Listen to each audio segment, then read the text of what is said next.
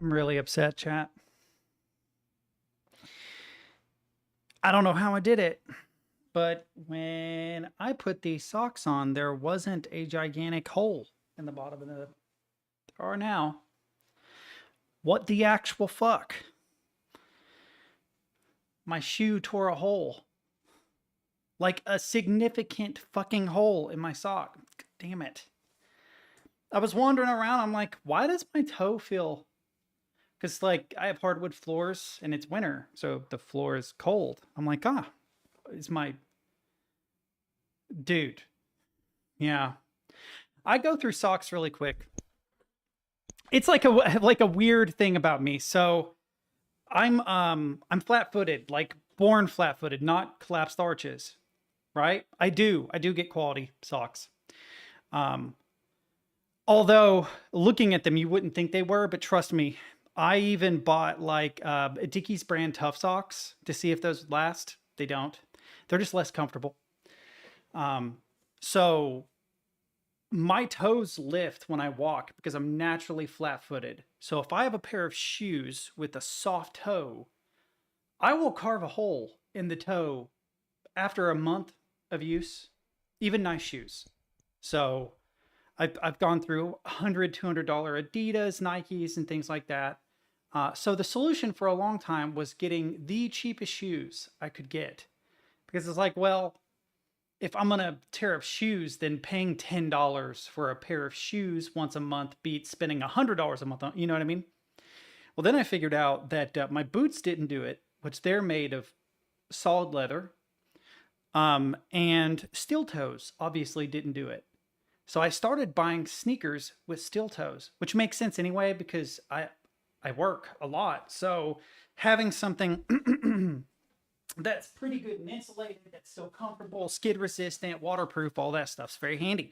The problem is once you get steel toes, the problem with steel toes is now it ruins all your socks because the toe is still doing its thing, except that it can't cut through steel. So goodbye socks.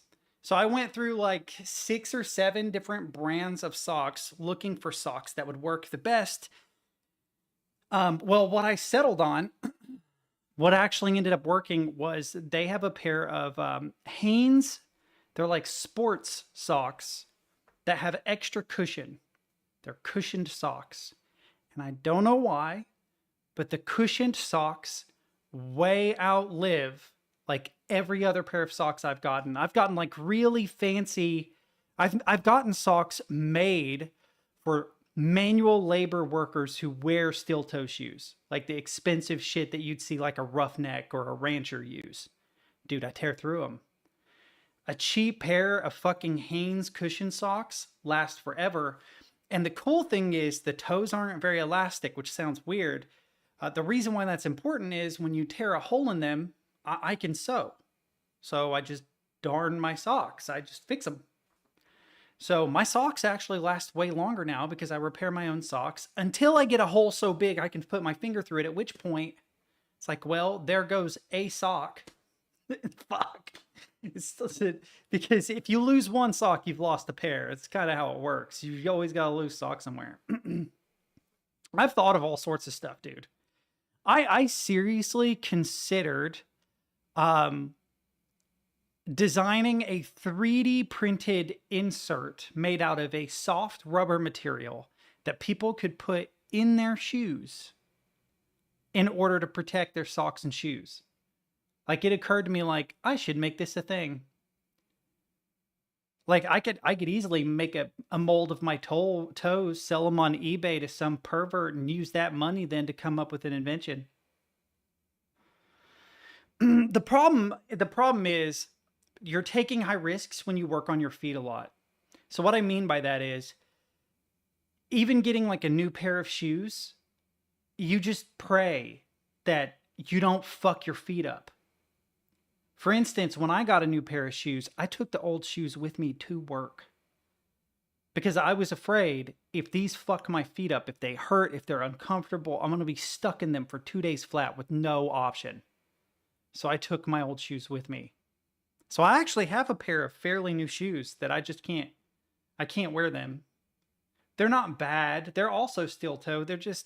They fuck up the sole of my foot. So I'm afraid if I go super gluing shit in my shoe, you see what I'm saying?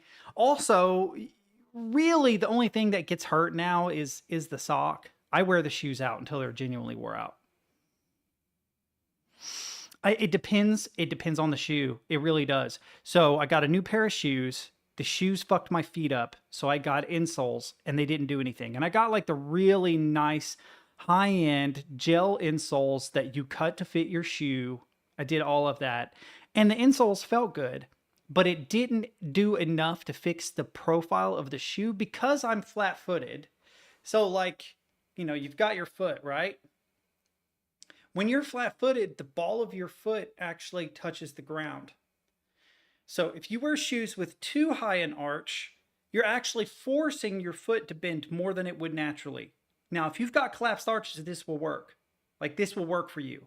If you're naturally flat-footed, right, it won't. It will just hurt worse. It will fuck up. In fact, I fucked up my ankle because the shoes were really high arch.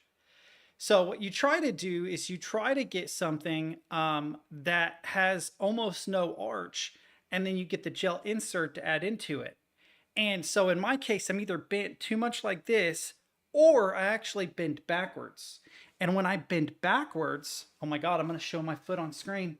If I bend my foot backwards, the joints along the top of my foot, they actually dislocate.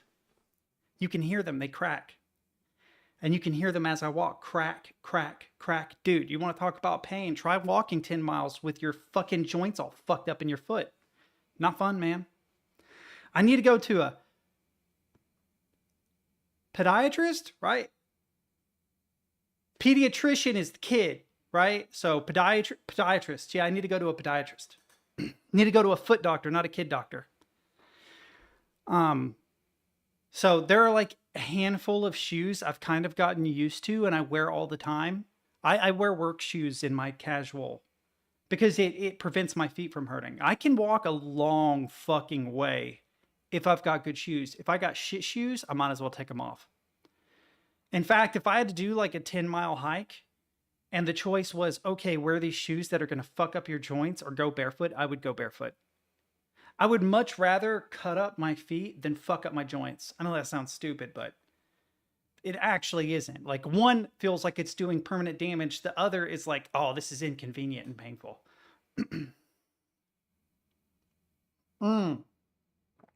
After a while, you really can't.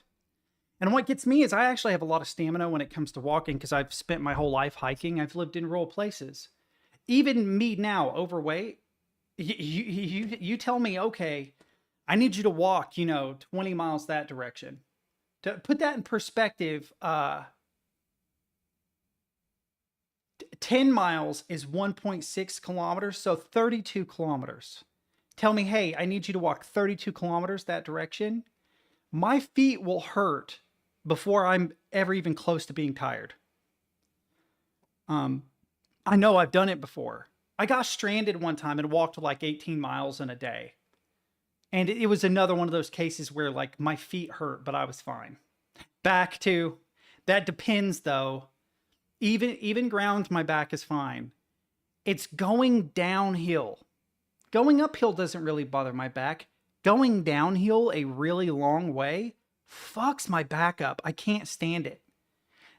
Yeah, I don't know why either, but I figured it out when I was going with my girlfriend to a local park. They have these big hills that you can take on stairs or on flat land, and I found that going down the stairs actually hurt me worse than going just down the hill. So she would take the stairs and I would take the hill right next to her. And for whatever reason, it just bothered me less. But also, I'm old, man. You get people, I remember when I was in my 20s, I'm like, you're 30-something. Shut the fuck up. You're fine. Yeah, dude, I don't know what happens. I swear to God, as soon as that 2 ticks over to a 3, shit starts breaking. Shit just starts breaking. And you're like,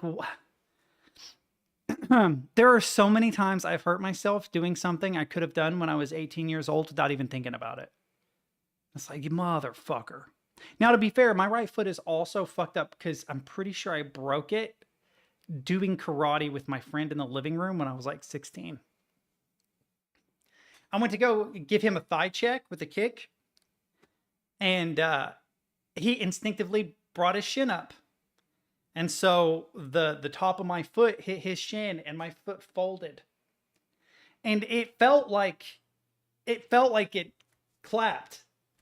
I don't think it actually did. I think that was just my imagination, but it fucked my foot up really good. What's funny though, I slept with my girlfriend that night. I can't believe I'm just now remembering this. I slept with my girlfriend that night, and her comment to me was, "You really need to get injured more often." Okay, I mean, I guess that's a compliment, but that's kind of fucked. Why? Why would you say that? I, I hadn't thought of her saying that in like fucking almost 20 years or something. That's funny. I forgot all about that. Well, the problem is I have no insurance. America's medical situation is super fucked up.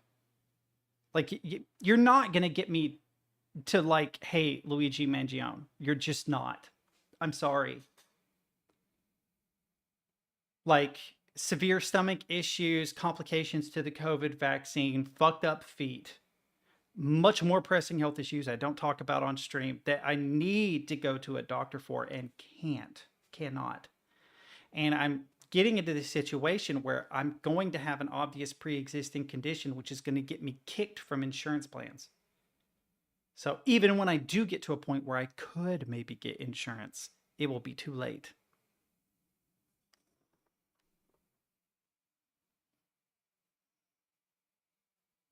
Yeah, that fair enough. But my biggest concern right now would 100% be solved by your health system.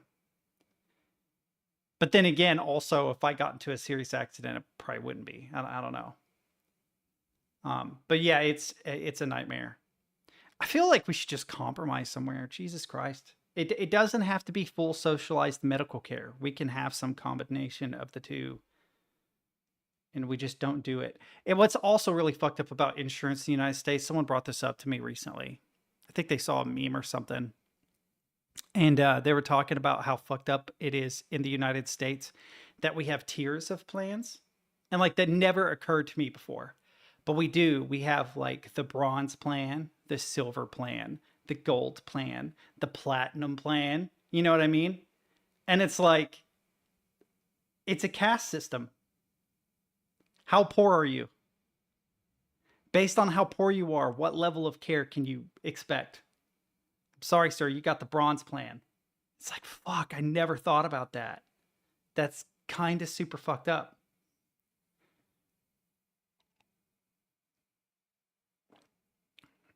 Yeah. I don't know how I feel about the nurse's situation. My mother was a nurse. I saw how hard she worked. And my job is basically what my mom did. I would say my job's a little bit harder than my mom's sometimes, but was more grueling than what I did. The problem with nurses is they are not created equal, my guy. They are not. If you have any intelligence about you, you figure out really quick if a nurse is worth a shit. It's interesting. Most are not.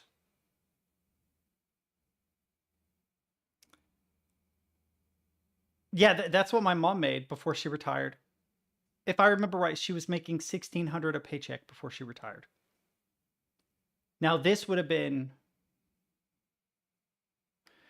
no, this paycheck would have been when I lived in the town adjacent. So this would have been like 2009, maybe. In 2009, 15 years ago, that was not as bad, right?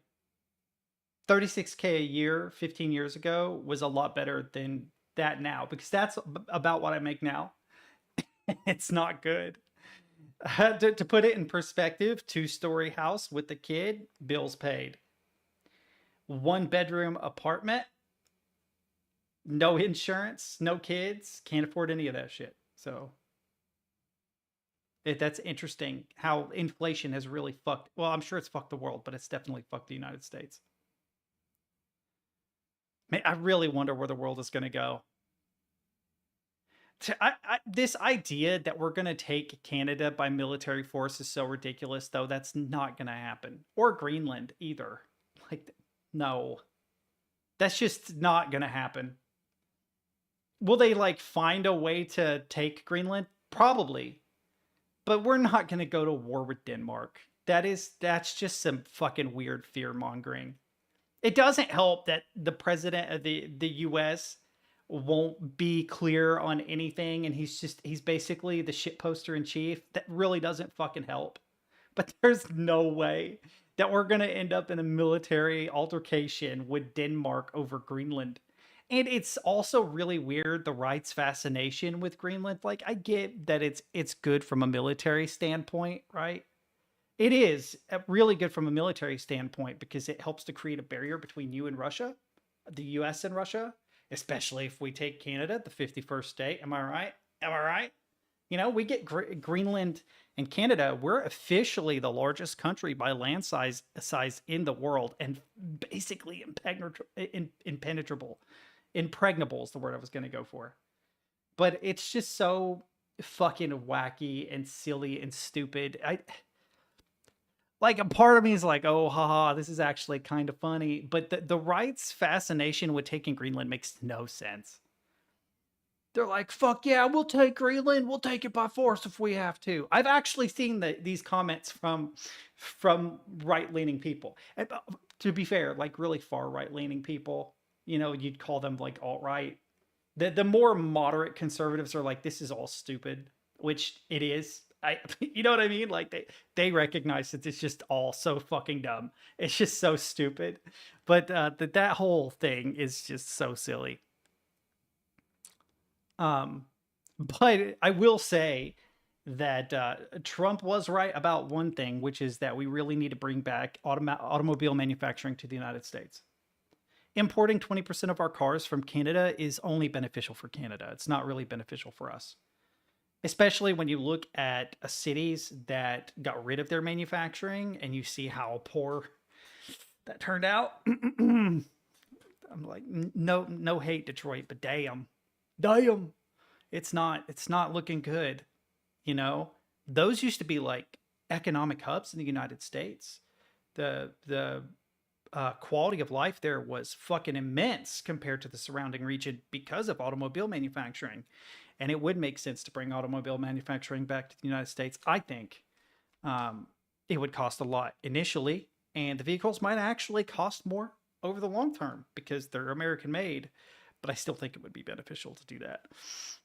Sorry, Canada, but, you know, increasing our automobile manufacturing by fucking 20% is not insignificant. That would be huge. And that would really hurt Canada, though, I think. Because we are like Canada's biggest importer, right? I'm pretty sure they export primarily to us. And I like Canadians. Like, I have no hate for Canada. I don't really want them to be the 51st state either. I totally understand.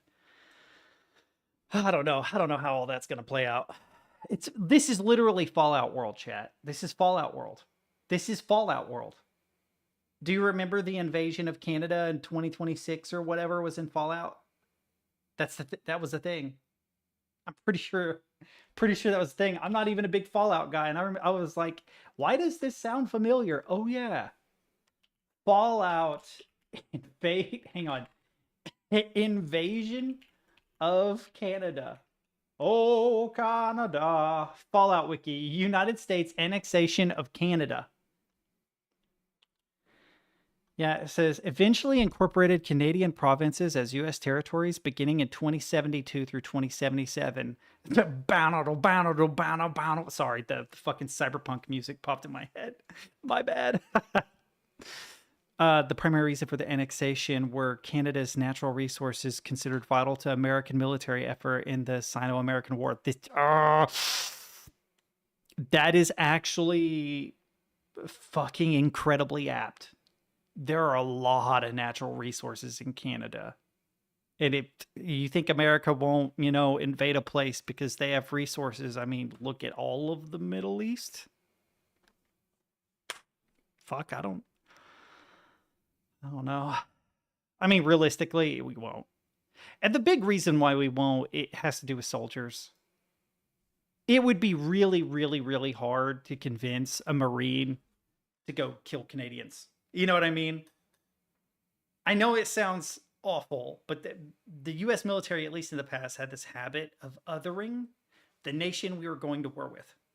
Really, really heinous shit. Like, you should hear the things that people with any semblance of power within the military structure would refer to the Arabs in the Middle East as. The slurs and shit that they would use on a regular basis with recruits and new soldiers, literally for the purpose of dehumanizing the enemy to make it easier when you went overseas. Right? How do you... What's a good Canadian slur? How do we dehumanize Canadians? How do we do that?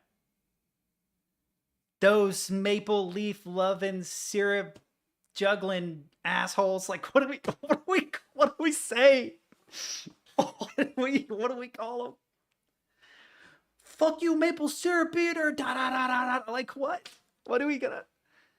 It's like religiously aligned, ethnically aligned, racially aligned. Not like trying to be racist, but I'm just saying, like, that plays a part. Like, very similar culturally and in racial makeup and in religion and like, what's the thing that we're gonna stereotype? Like, you polite motherfuckers, we're gonna shoot the shit out of you. Like, what did we do? I don't know how we other Canadians. I'm sure we can find a way, but it's gonna take work. Got to work on it. Maybe we're cool with the Canadians, but the French Canadians are where we draw the line. And it's like, if we're going to really be like invading neighboring countries, Mexico, oh, man. Oh, God, sorry.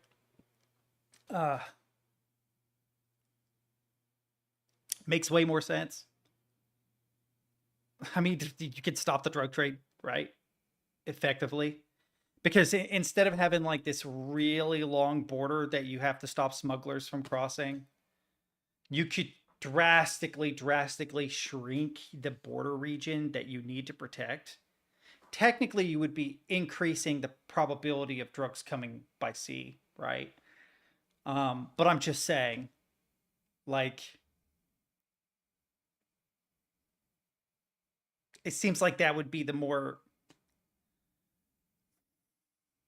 like, if you're trying, like, okay, you have a neighborhood, right?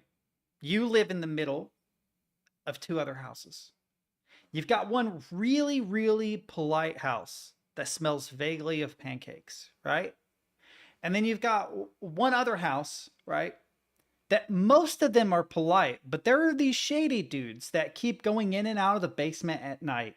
And you keep thinking Breaking Bad every time you're downwind from the place, right? Which one are you gonna, if you had to invade one, just... And I know this sounds like you could totally twist this, like, oh, Teddies, you're like a racist, or no, shut the fuck up. You think that the average Mexican, right, citizen isn't negatively impacted by the drug trade? Really? Of course they fucking are. Like, I know this sounds like the most American thing ever, but we need to invade them for their own good. Hearts and minds. Hearts and minds, boys. Hearts and minds.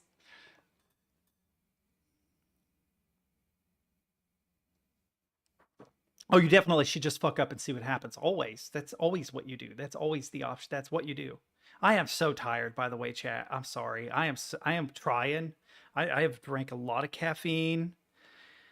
My side fucking hurts because I'm fat and old. I do fuck with this sweatshirt, though. I love this sweatshirt. Hey, do you guys want to know something funny? So I was goofing around with 8-Bit's not here now, but 8-Bit shared like a green screen video, right?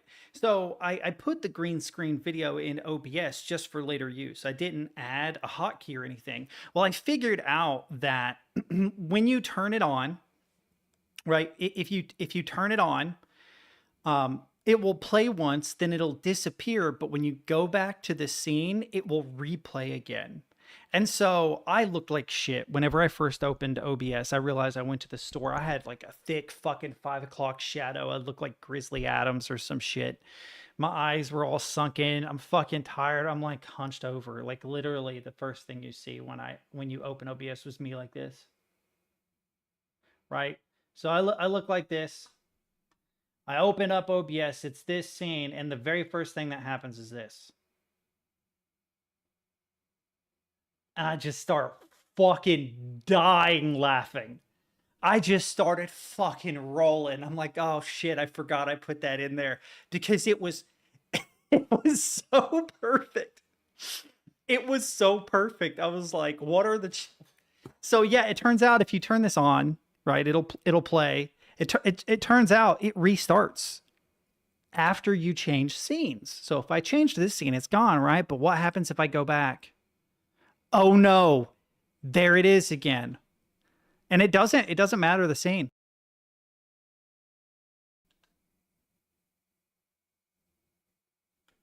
So, but that improved my mood a little bit. Because I'm like, what are the chances that I remember like literally thinking like, dude, you look like a train wreck, and then a fucking plane crashes into my face and explodes, and I'm like, yeah, mood, mood. But no, I love this sweatshirt. This is my favorite sweatshirt. I got it as a part of a fucking raffle. But it is by far my favorite shirt. It's like an aged gray, but it's soft as shit. Fucking love this sweatshirt, dude. I happened to be wearing it when I got back from the store, and I'm like, I look like shit, but my sweatshirt looks fucking fire, so I'm gonna wear it. I'm gonna wear it on stream. Turn the heat down and everything so I could, but it's starting to get warm in here, so I might, here in a minute, we'll see. Got to figure out what I'm gonna play. Got to figure out when I'm gonna update the PC. I need to take the time. School started today. Didn't take any classes. I also didn't talk to my advisor. I need to do that. But I'm skipping this semester. I'm just too fucking tired and burned out, and too much shit is going on. I've got to get my life a little figured out and under control, I think.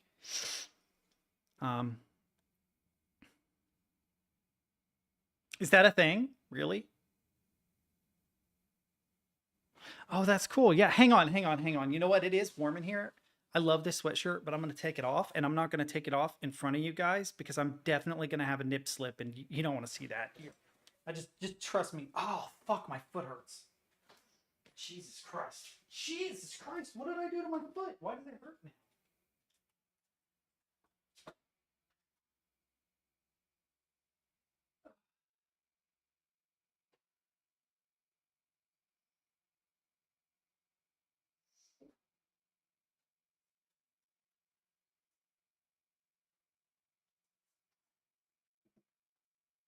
That's a little bit better now that I stood up.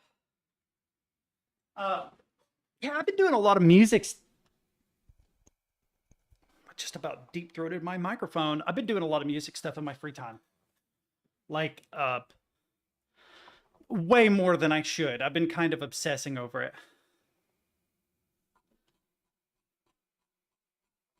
Hang on. It says I have a message. Oh, I do have a message. Hang on. I'm doing multiple things. I'm juggling a lot right now. Where'd it go? What is this?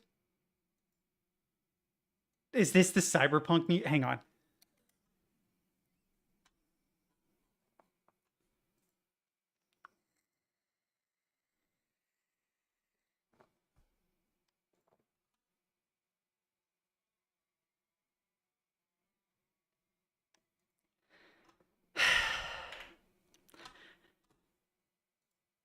Music. It's because it was being sent to my Focusrite. There's a reason why I don't let the Focusrite control the stream, and that's because even though it has two inputs, OBS only sees it as one. If you guys actually know a fix for this, let me know. But you see how I have this mic auxiliary? It's actually doubled mono. And the reason why it's doubled mono is because it combines 1 and 2 together. So if you actually were to go into advanced properties and then look at this, you see I've got mono checked. If I turn it off, ooh, I'm in your left ear. What are you gonna do about it, losers? You see what I'm saying? It's so that's another reason why I don't do music stuff on stream. In addition to the delay, it cannot differentiate my two inputs and it pisses me off. You'd think that the Focusrite is old enough, somebody would have written something to augment it so that you could differentiate the two inputs, but they don't. And that annoys the shit out of me. So I have to like switch between audio devices whenever I jump between OBS and FL Studio. I'm gonna have to get a second audio device to make it work.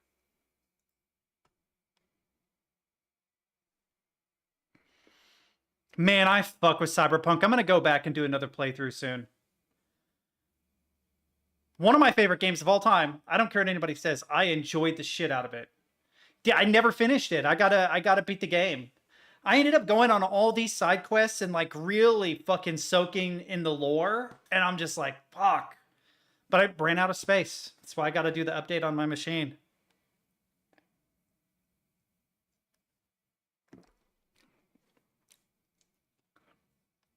So this is a violin being fed through some kind of an overdrive with reverb on the tail. Synth. Oh.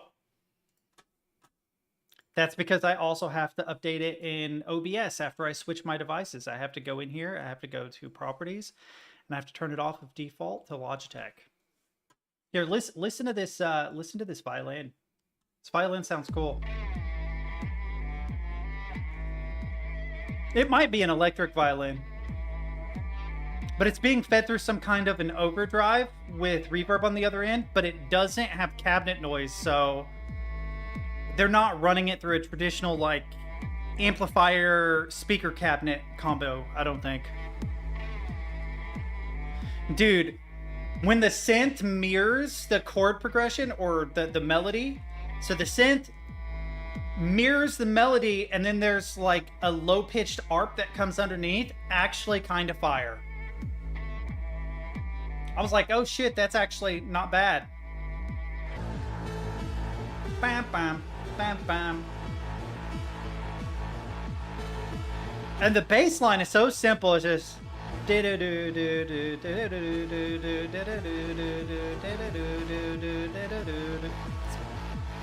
very simple. Only problem is it would get repetitive, so you gotta break it up somehow. There you go. So now what they've done is they've left the melody and they've continued on the rhythm. So it was like an A section and B section that had the same melody, right? But then it goes into the C section, which carries the same rhythm as the B section. It's a neat little way to... Another way to do it is just to completely go sideways, but like stay in the same key and same tempo. Actually, kind of a cool song. Back to the B section. Do we ever go back to the A section? Or is it going to be a middle 8? Middle 8, then B section again, I bet. It's going to be like middle 8, B section, middle 8, C section, something like that.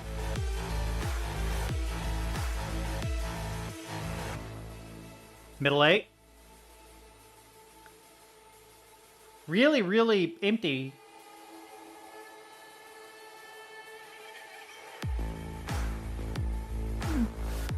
Disappointing. They could have done more. They could have done more with that. It's not bad. It's got a cool atmosphere, but they could have done more with that. I'm saving this, though. I do actually like this track. It's not bad. But I feel like they could have done more. I'm going to actually dump this into music. I know, because that's like whenever I do music things and I'm like trying to plot out a song, I run into one of two issues. I have one of two really common issues. Issue number one is two sections sound too alike. Like there's too much is being shared. There's not enough variation. Or two sections sound too different. They sound like they're two separate songs. And so you try to subtract layers from one if they're too similar and add new stuff to replace it to create variation, or like change a key or something so that there's more variation. That's easier, but it still can come off as repetitive. What's harder to do is to take two sections with two different tempos and two different keys and find a way to cross thread them so that one flows into the other. It's a bitch. And there's an easy cheat to kind of do it, which is throw a reverb on the tail of whatever the last instrument was, and then a bar that is a rest, literally just a whole note rest, right? The reverb trails off. If there's a little bit of delay, it trails off. And right about the moment it goes silent, the new section comes in. And if it's an exciting enough section, you can kind of cheat a transition that way. I've definitely done it. But yeah, let's check this out. So you've got electricity, water, fire, explosions, cooking, temperature, ingredient, temperature. Okay.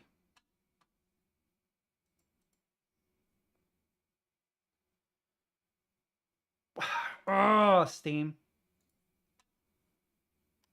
Okay, it's doing it. But honestly, my biggest problem with music is it's never good enough. It is literally never good enough. I'm like, man, this melody isn't interesting enough. The only thing I'm ever satisfied with whenever I make music is timbre, because I spent so many years tone chasing on guitar that I'm pretty good at finding like the timbre that I want. Like if there's like an aesthetic or an atmosphere I'm trying to achieve, I can do that. But then melodically making it work, having something be like catchy enough that it has interest, or balancing between chaos and non-chaos is another thing, where like I'll have a section that's like so fucking chaotic it's almost non-musical, but I like it because I'm a fucking weirdo. Or I'll have something that is like way too strict, perfectly on the grid, expected accent on every fourth beat bullshit, which is boring but easy. All right. I like the eyelashes, but otherwise, can I be bro? Can I be this guy? Also, holy shit, Sandbox, have you improved like a ridiculous amount? Like, dude, they have improved so much. This already looks so much better.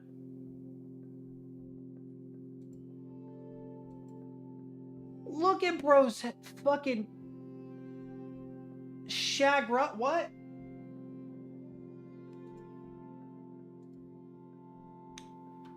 Where do you is this sausage? Oh. All right, so I get to be black bro. All right. All right, hang on. Facial.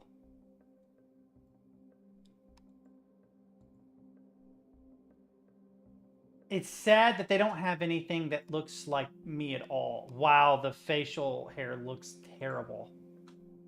Yeah, it doesn't match his body. Oh, did you see it? Oh, it's in his neck, chat. Oh no. He's got a hairy neck.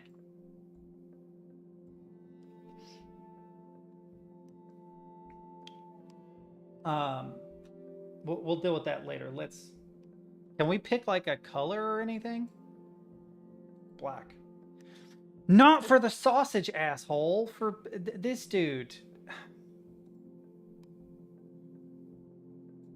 Never mind. They made this really weird. He's the naked guy. Whoops.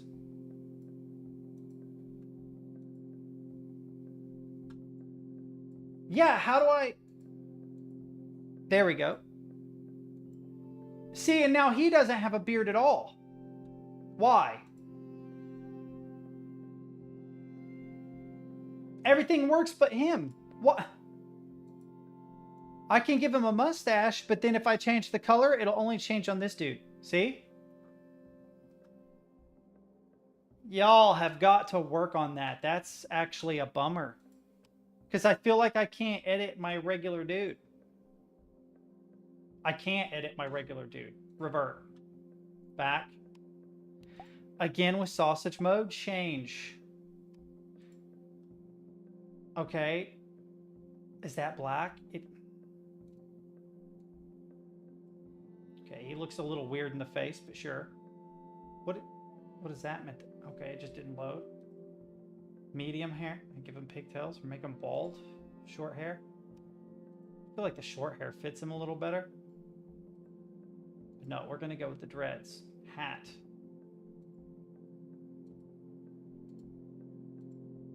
That gets rid of his hair. That's unfortunate. Yo, that's actually kind of fire though. It won't let me select it. Oh, I don't own this item. Okay, fair enough. That looks lame. Eh. No.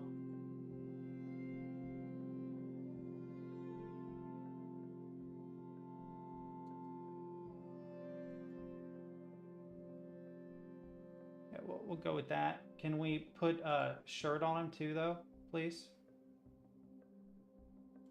Dark, maybe? Or... if I do that, but then get rid of the coat, can I turn the coat off? Why does he have military badges? Okay.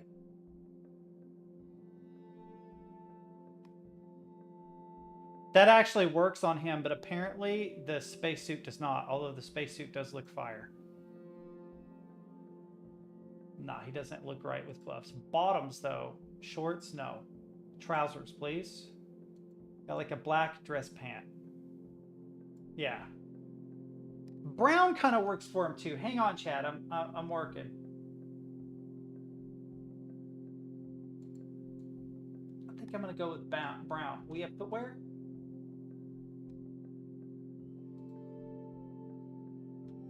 I need like a good dress shoe. Yeah, it's a good dress shoe, right? Yeah, good dress shoe.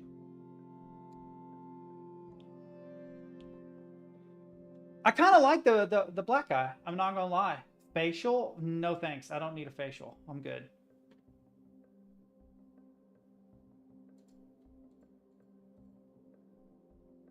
It's a shame I can't change beard color. I'm sorry. See, if I could change the beard color, I would consider having like that beard. But when I go here, it only changes it for this dude. It doesn't. It only changes it for him.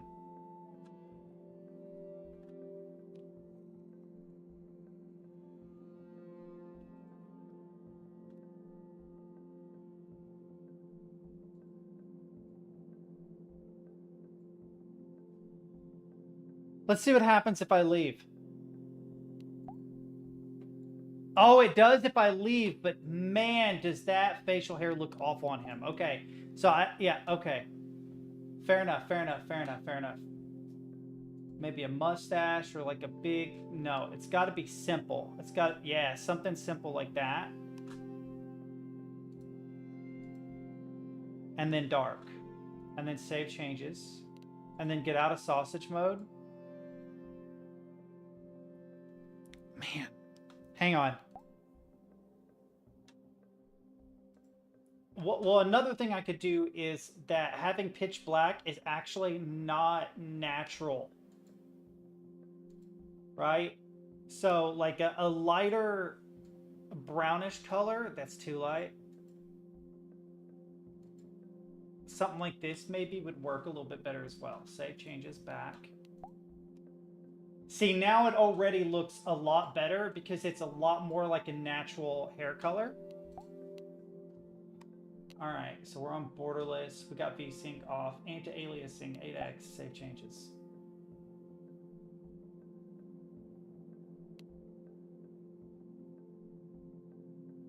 Okay. Yeah, it looks a lot better with improved anti-aliasing. There we go. I like my guy. He looks like a jazz musician. I'm good with that. The weird military thing, though, kind of annoys me. Is there any other, like, professional-ish? He does kind of look cool in the, this jacket. He does look like he's kind of vibing in this jacket. The leather jacket's too much. That's kind of close. But I think this jacket makes him look like a noir detective, and I'm good with that. Right? The shoes now look a little odd, but I'm going to go with that. He seems like a pretty solid dude. He looks like an accurate... He looks like my spirit animal, right? That's proof right there that I'm not racist. I'm literally like, yeah, no, I don't want a white dude. I'm good. Homie here looks like a fucking baller. He does. He looks like a jazz musician.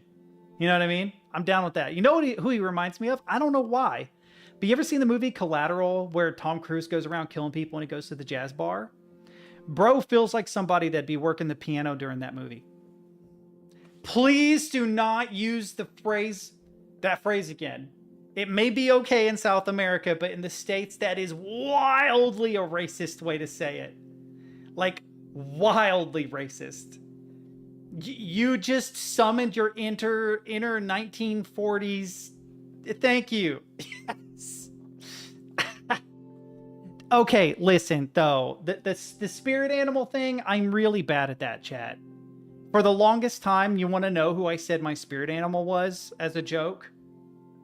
Ron Jeremy. Until I found out that he did a whole bunch of SA outside of his line of work, which is batshit crazy because look at what you do for for a living, right? I just thought it was funny because he's like a very obviously ugly, overweight dude who worked in a business where all he did was get laid. And if he wasn't in that business, you know, he would not be getting any, right? And I just thought it was funny. And then, all the allegations came out and I'm like, dude, you literally are drowning. You're fucking drowning in it, even as an old man.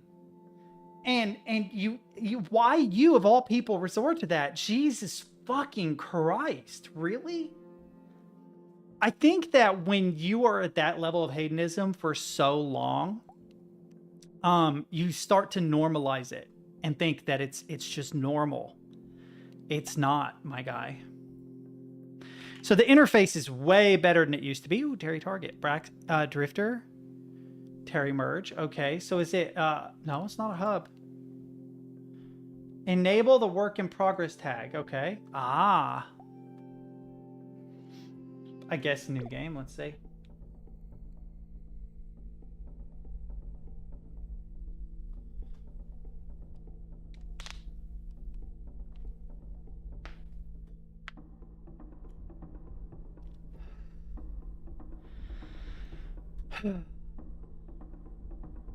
God, I feel awful.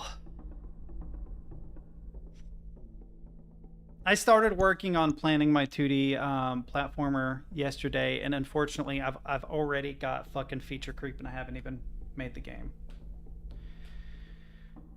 But I am trying to... The big thing that I'm thinking about is art style, because I wanted a painterly... Yeah. Well, to be fair, if it's just like a running project, it's a really good way to test things. Like, it's okay. But if you're actually planning on making something that you want a lot of people to play at some reasonable point in the future, then maybe don't do that. So the idea behind my 2D platformer, if this game loads, I'll stop talking and we'll... Okay. I'll get back to what I was going to say. Ooh, the sensitivity is low. That never happens, dude. That never happens. Did you set the sensitivity? Did you see my body clip when I went through the door? What is that? Oh, it's... Hang on. You have to understand that I struggle with games that have shitty high sensitivity all the time, to the point that it always throws me off when the sensitivity isn't garbage. So I am going to try and measure. I have measuring tape, but I don't want to go get it. Instead, what I'm going to do is I'm going to use this 16-inch laptop I have, and we're going to set it long way, and we're going to measure across this. And we're going to see if I can 180 on this. So I'm going to set it right on the edge, and you'll know where the edge is. Yep, because it'll start to move. So if I cross this, how low is the sense? Dude. Almost the full width of the laptop. So I'm looking at probably 6-inch 180, which isn't insanely low, but is surprisingly low for the default, right? That's probably like what, 10 centimeters, 10, 12 centimeters, maybe more. I don't know. You'd have to do the, it's definitely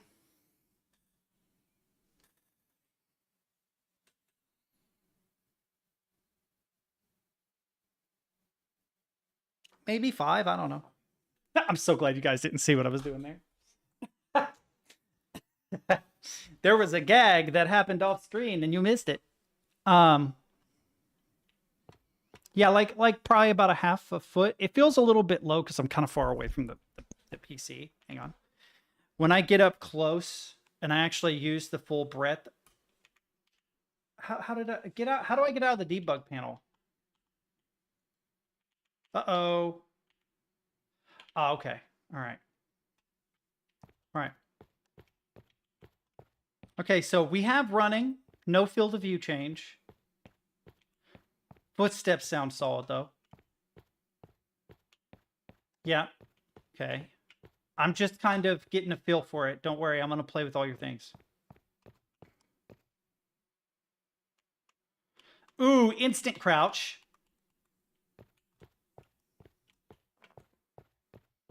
If I were to build a first-person controller for a game, I would make that a thing you could change manually.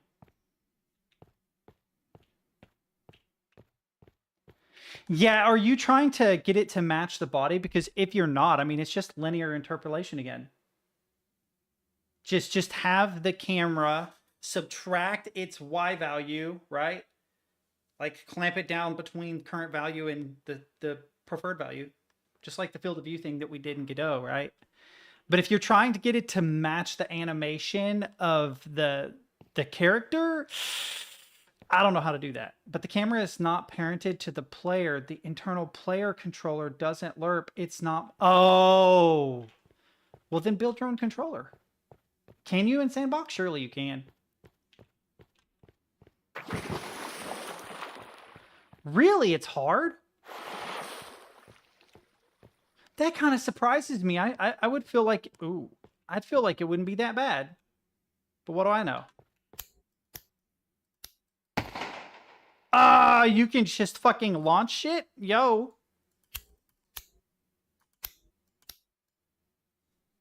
How many clicks does it take to burn? Also, where'd you get this lighter model? Are you about to go stream? I feel that. You made that, dude. I actually love this lighter. It's weird how the other end is dark though, but the flash, the sparks, all of it look pretty solid. I think the sparks are a little exaggerated. Also, where the sparks are coming out is a little bit odd. I don't know if you noticed this. Wait, I can use the debug to point this out. So the flint is being rubbed right here. So the sparks, right, they tend to kind of do this bit, where they sort of flick in the direction of the thing. But that's like so subtle. That's like, I'm just amazed that you have sparks at all. So even without a flame, I can light logs on fire. Okay, let's try it. Spreading fire. Wet things won't catch fire. Fire grenades heat. Okay, hang on. Will they spread to each other? Oh shit, they will spread to each other. Grab. But release. Yo, that's fucking sick though. Can we talk about the fact that I should be taking damage? I don't like how far away G is on my keyboard.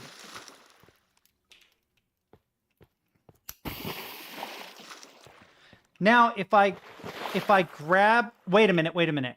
If I get down in the water... Oh, lighter still works. You need to work on that. Oh, shit, I can't uncrouch. I can't uncrouch. What did I do? Oh, no, what did I do? Oh, I fixed it somehow. Okay. All right, hang on. We've got a wet... So we're going to fix this. grab. Oh, I don't want to move the whole thing. F for more. Change stove setting. How do I put things in the oven? Change stove setting. Okay, well, we'll turn on the stove. Oh, okay. We can't use the oven, only the stove. So we're going to dry these out. Let's see if we can dry these out. Hang on. Will that work? Will that dry them out?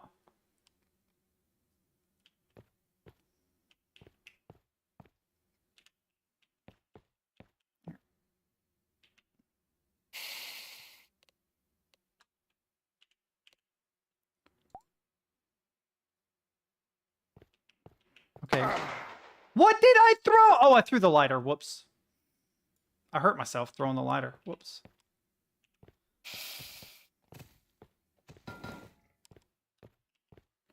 Okay. F, more. How do I turn the... Okay.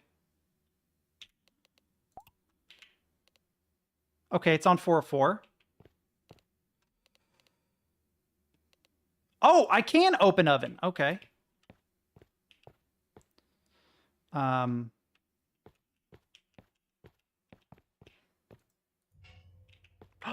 That's actually sick, though. What? What all did you model and what all did you not model?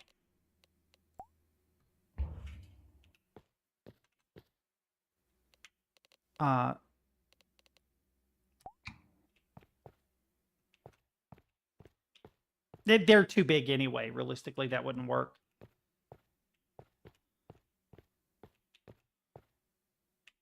Bro, code error. No WebSocket client to send fatal log message to. I can't eat egg. No, I can't eat egg. But I can hold egg. I can throw egg. I can't eat egg. Eat this way? Nope. F for more. Open oven. F for more. How do I get things? Remove oven items. Yo, are they cooked? Burger buns. Yo, can I eat these? Burger bun was...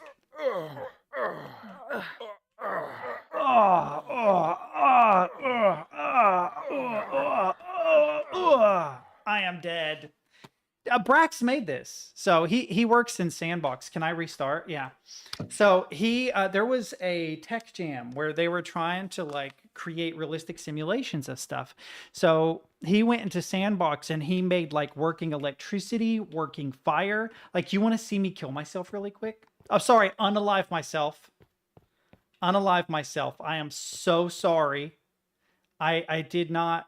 Can I turn this on? Okay, this is not plugged in. Hang on. Hang on. Let's grab. Ugh. All right. No, not the GFI. No, eject, please. Sorry. Grab. Regular. There we go. All right. Grab. See, I'm perfectly fine, right? I'm perfectly fine, chat. I'm just going to go take a bath with my girlfriend. Just hang on. Or not. Oh, sorry. I didn't have it turned on. We'll fix that. Oh, this is a space heater? Bro, I thought this was a toaster. Yo. Oh, no, it doesn't work. Oh. Never mind.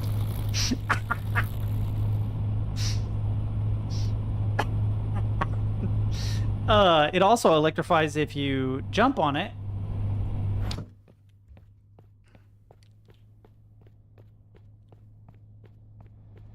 Is this still going? Oh, there's no way to turn the sound off, so we just got the heater sound. Also, what's with the water here?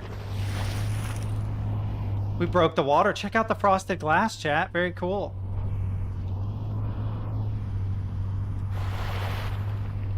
Wait. I have it.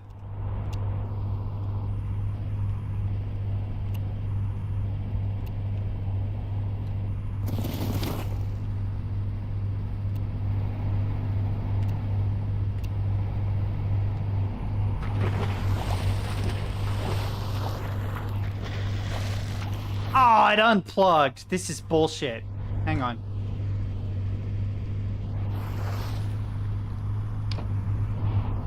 My bad.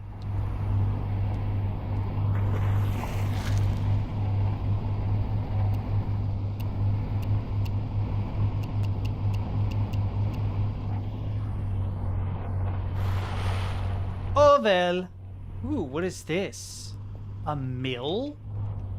What does the mill do?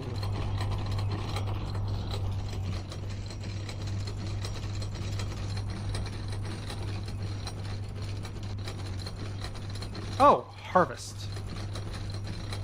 Okay. How do I use this?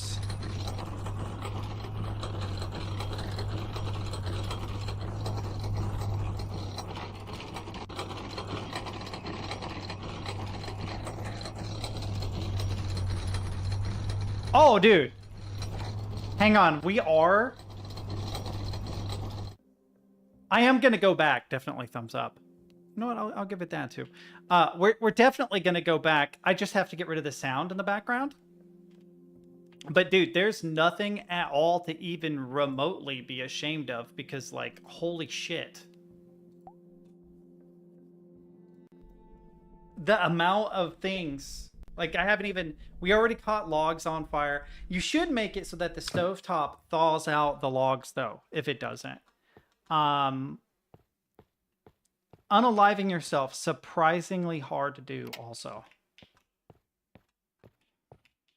Extended power. I said thaws, didn't I? I meant dehydrates.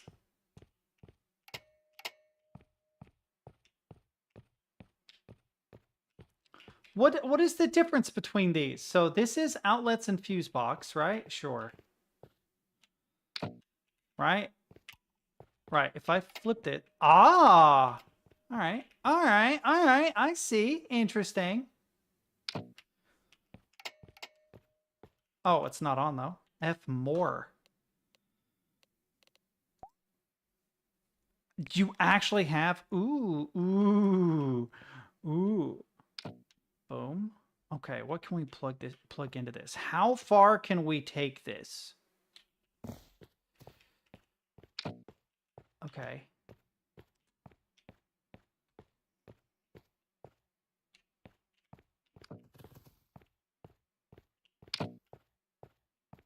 Hang on. I'm working on it. Okay, I will. Hang on. How far can I actually take this? Oh, it came disconnected, didn't it? Yeah, it did. Hang on. Okay. All right. It goes pretty dang far, though, right? Okay, what do I got here? Okay, this guy. So what I want to do is I want to grab this guy, and I want to bring him as far until he goes... Okay. And that will tell me how far I can stretch this, so... He's a little backwards, but that's okay. And then we grab this guy. Oh, he's spinning. He's spinning, chat. Oop. Hang on. What does it... How did you disconnect? Okay, we got him. Laser that will... Actual logic nodes, a comparator, math, variable storage. Wait, did you build a fucking computer within a computer, dude? Sound player. Oh, let's not play that. Oh, please tell me there's different sounds. Configure. Pitch. Oh, here we go.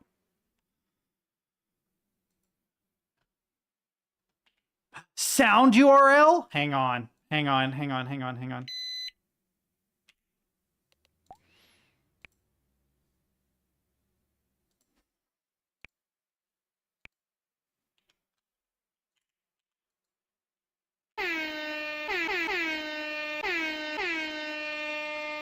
have no idea, but we could definitely have fun with that. Wait, this doesn't need to be plugged in, though, does it? Shit. Okay. Okay, so it's plugged into a wall.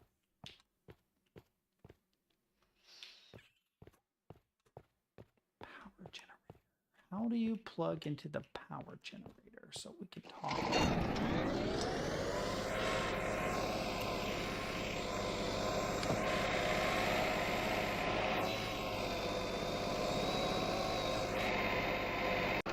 Cool. Okay. Do we got any more extensions? Yo, it's a conveyor belt. But yes, we are trying really hard to make the world's biggest extension cord. So hang on. Oh no, that's a lamp one. Okay, sorry. You need to eject, and you are coming with me.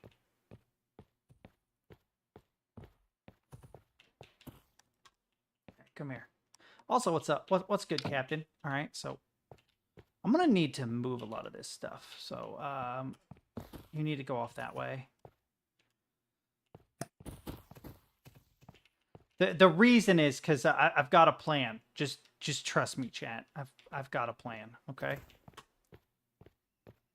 We're going direct to the source. Ah, yeah, there we go. Okay. Okay, we need to kind of line it up. Stretch it out. Okay, we got to move these a little by little. Hang on. I don't know why I'm doing this. There's no reason for me to do this, but okay. We're going to eject this just so that we can move things. Yeah, this guy. I'm going to try and keep the curve to a minimum. Did that disconnect? Unfortunately, it did. I did not want to throw that. Whatever. Splitting power. We're worried about that later. Okay, so connect to nearest outlet. Okay, there we go. What we're doing is I'm going to send power.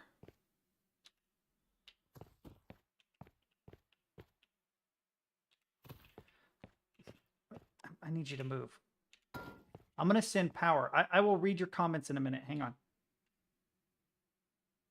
Now, we'll eject these just so I can actually move them tangentially. Yeah, there we go. Or separately, exclusively. Yeah, all right. The temperature switch won't help there. Oh, is this a temp? Oh. Really? Dang it. Wondered why it was different. I should have read the thing.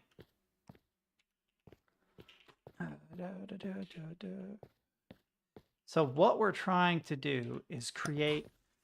Oh, I thought I let go. Trying to create a James Bond... No, eject. Grab. Yeah, the end one. Trying to create a James Bond-like dangerous pool. Look at how close we are. There's another one. Let's go. Come here. Will you please grab? Thank you. And then we're just going to take you.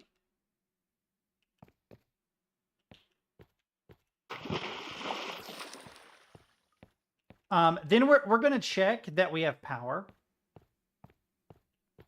The fuse, right? The fuse will, surely. Check that we have power. I don't know why I dragged this over here. I could have just used one of the weird dehumidifier things, and then... Yeah, let's go! It fucking worked!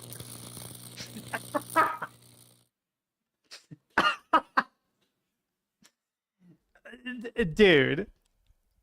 As jank and as many things as I connected to each other, and it still worked. Holy fuck. There were so many opportunities and places for that to go wrong, and it didn't. What is that? Temperature gun. Oh god, it's hot in here. It's 99 point...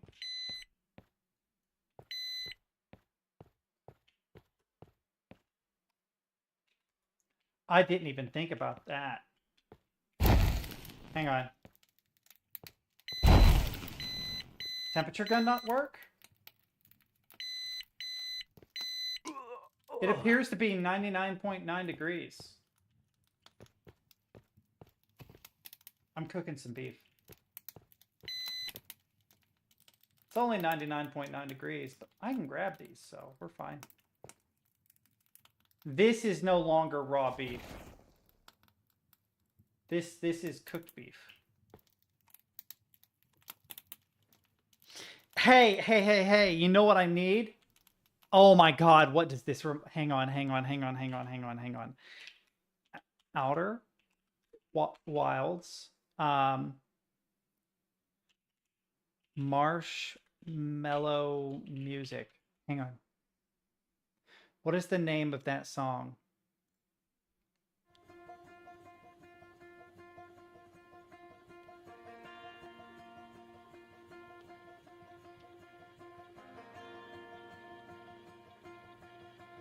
Where'd it go?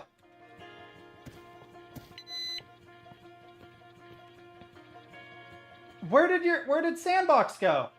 Oh no, I broke Sandbox somehow, chat. Go away.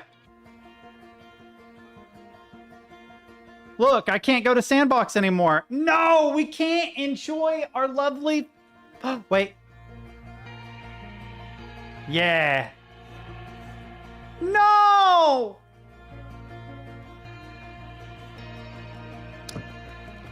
It's still gonna be burnt though, isn't it? No, it reset it. Yes.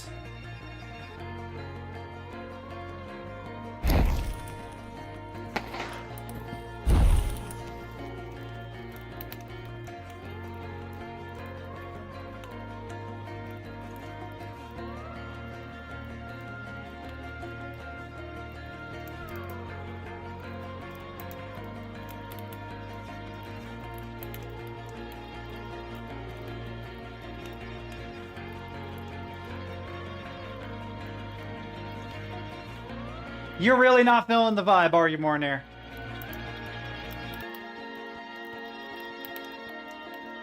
Well, yeah. I'm cooking it.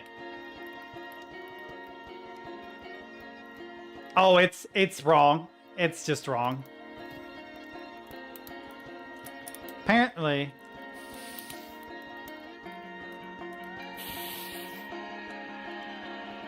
What else can we do? Hang on.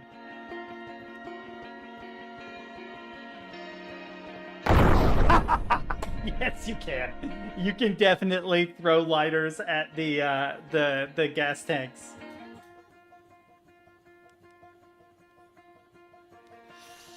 Oh, you don't have a temperature transform on it yet? Okay.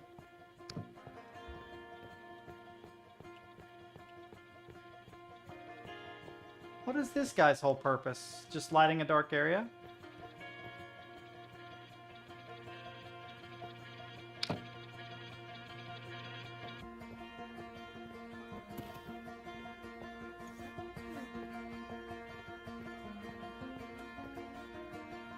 What does F do? Oh, that's cool. I didn't know I could do that.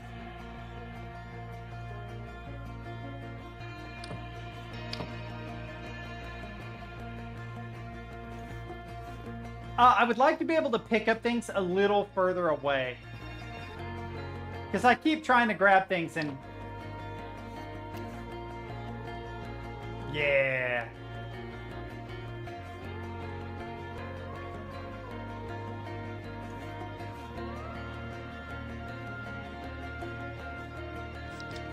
Oh, I can drink that. That's cool. I can only hold the cheese, chat.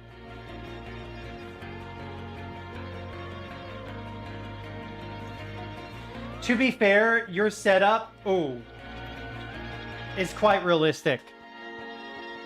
Oh, I didn't mean to save. Here. Hopefully we can do this without breaking anything. Okay, we actually have to do this somehow. I did it earlier, close all, and was able to get it to work. There we go. It's like I have to have the desktop clear to do it. We'll slice the cheese here in a minute. But no, I want to test the conveyor belt.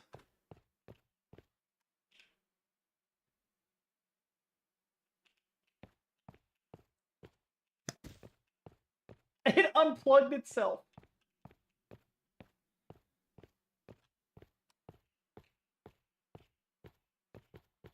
Is this an actual moving object or is it being faked?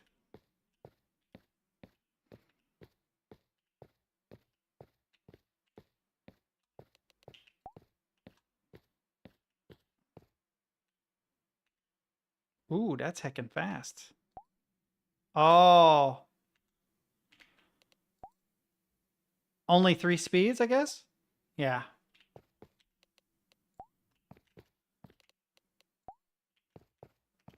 There is a limit, yeah. It says 64 units per second is the fastest, right? And then if we do it again, it'll go 8, and then it'll be what? 16? Oh no, it's 4. Yeah, well, 5 if you count not moving at all. 8. Oh, I can just do F2, F2, F2. Yeah. We. How are these powered? Hang on. Hang on. We can do some Looney Tunes stuff. Just off right now. I'm going to do some Looney Tunes stuff. Oh, I will. I'll mess with it. I will. Just hang on. I've got a plan.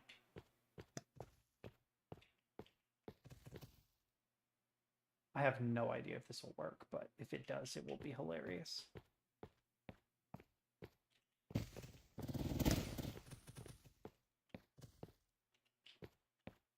You need to go over there. Get out of my way.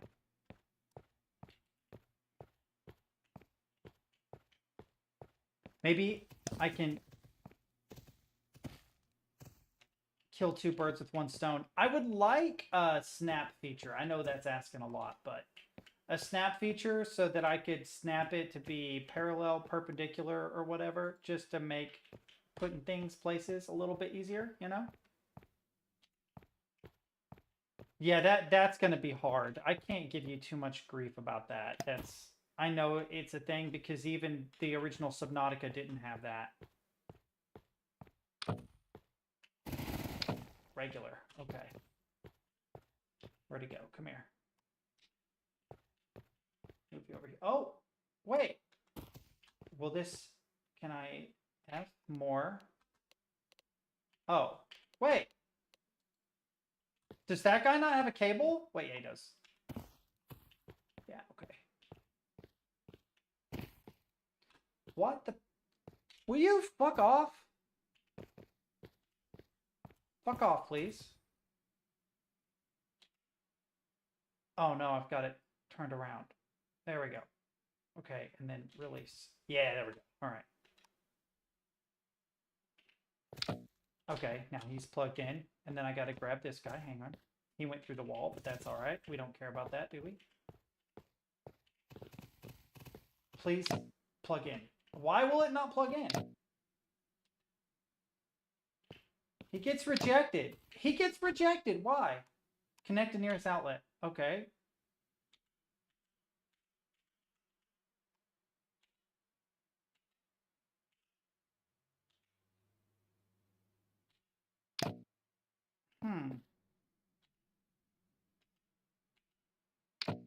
Oh, we're good. We're good.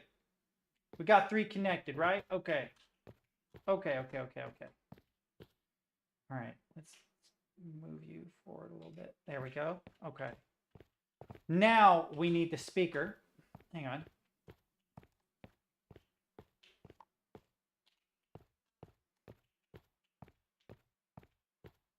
Got to have the speaker. He's got to go on here. Okay.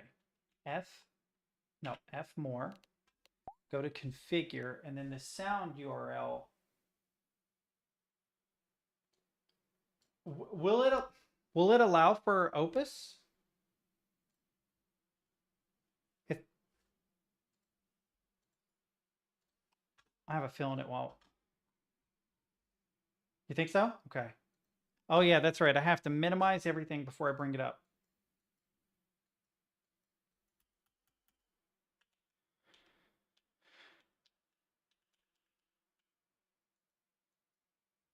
Don't know why it's weird like that. That's a weird thing, but here we go. Control V, save.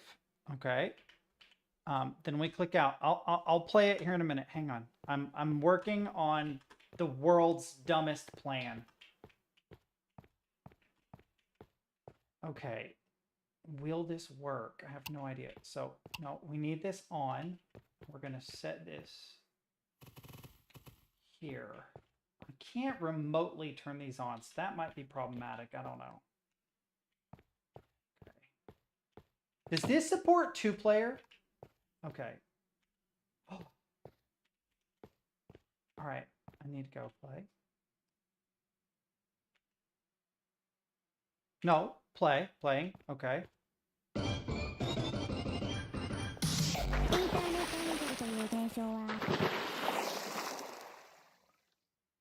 All of that work to make a conveyor belt of death and it didn't work.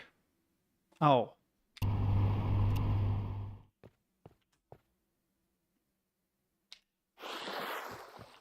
Shut up. I thought I turned it on.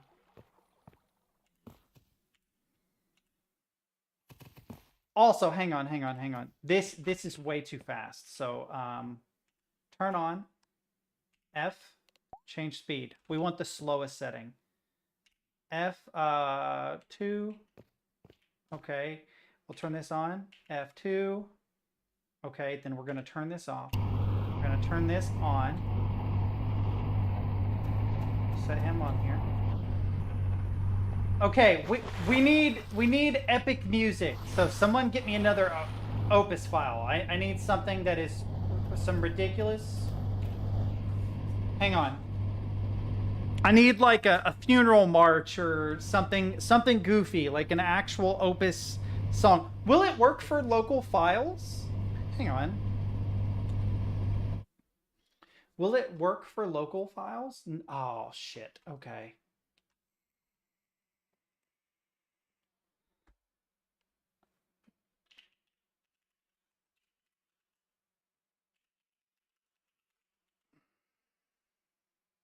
No, it can't be. Let's see.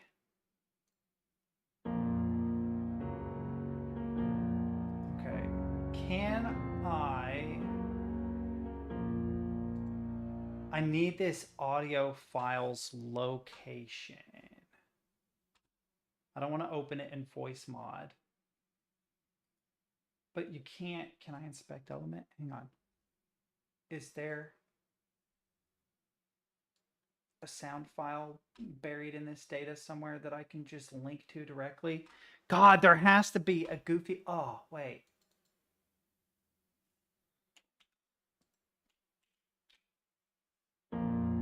Yes, let's go. Okay, I'm on it, chat. I'm on it. Okay, we got to minimize everything. We have to Alt-Tab to the game, but we have to do... There we go. Then we have to go More, Configure, paste all this in. Well, I hope that works. Save. We'll do a test.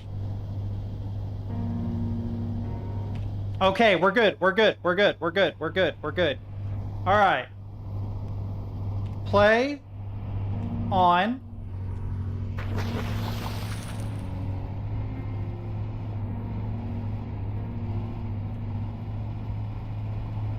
Did it stop already? Why are you stuck?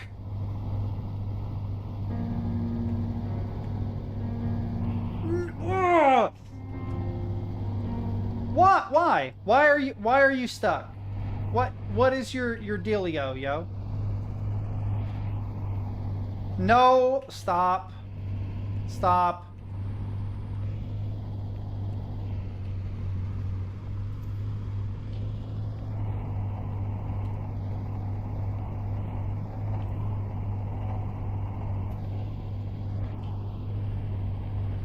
Also, F, change speed. We're gonna put it on 32.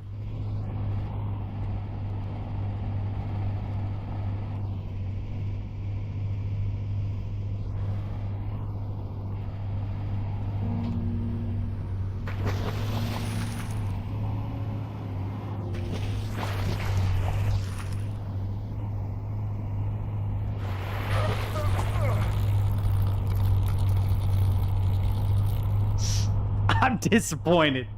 I'm disappointed in you, Brax.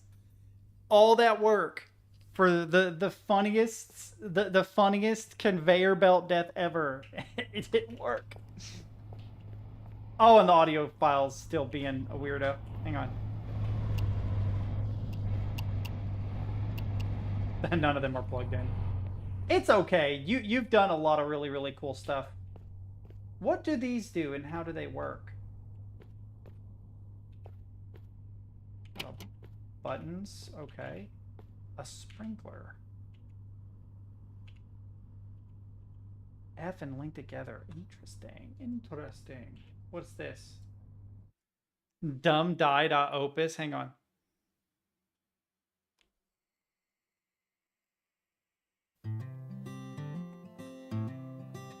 Set fire to your hair. That makes me want to like retry the whole thing, but I don't think it'll kill me. F to link together? Hang on.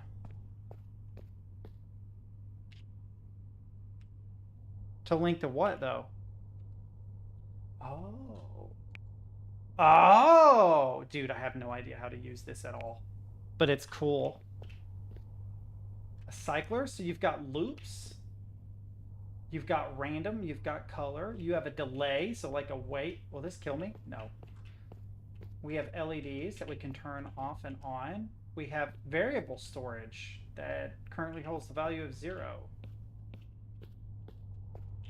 Button and LED is simple, so if I link this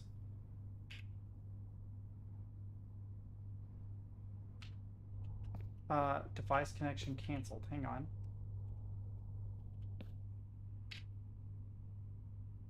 Oh, configure links. Let's try that. What's outputs? F link. There we go. LED on send boolean. Okay. Link. Output and input names cannot be empty. I have to give them names? What?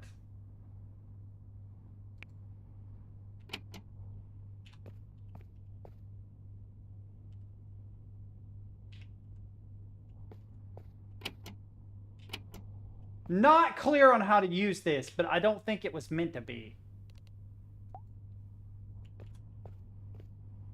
Okay, F link to LED on state boolean. Link. Output and input names not correct. Oh, I have to like restart. Ooh.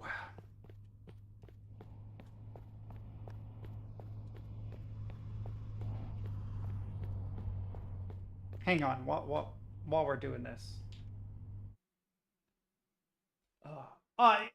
It's not clear whether you can start something and then fuck it up. That's not your, well, I mean, it is your fault, but it's not like a big deal. Hey, I don't know why it's weird about not putting me in the game. Hang on. Configure.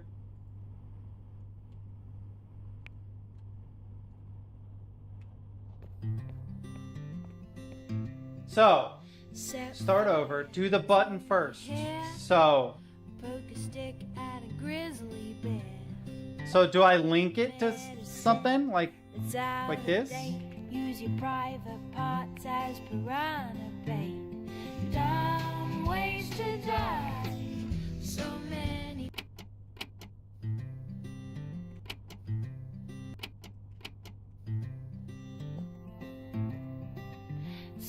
Are they linked everywhere? Oh, it's too far. Neat.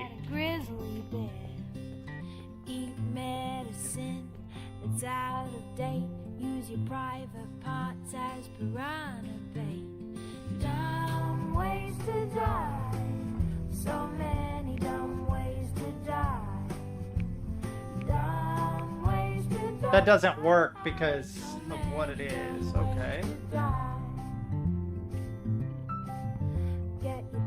Out with a fork, do your own electrical work.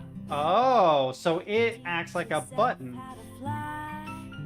Eat a 2-week-old unrefrigerated pie. Hang on. Will this like stick to a wall if I do it?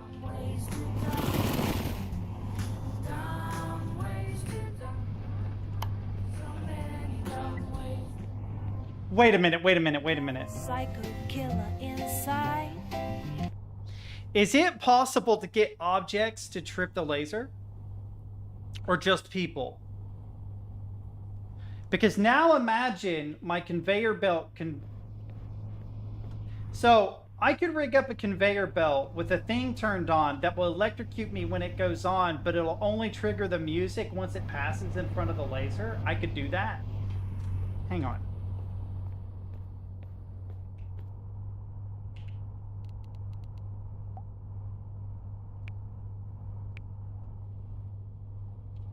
I'm working here.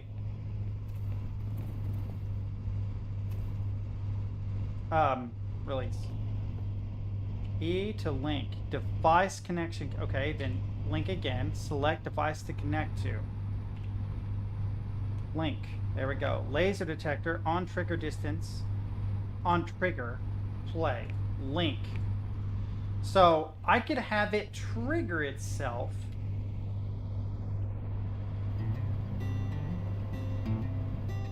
Set fire to your hair. Poke a stick.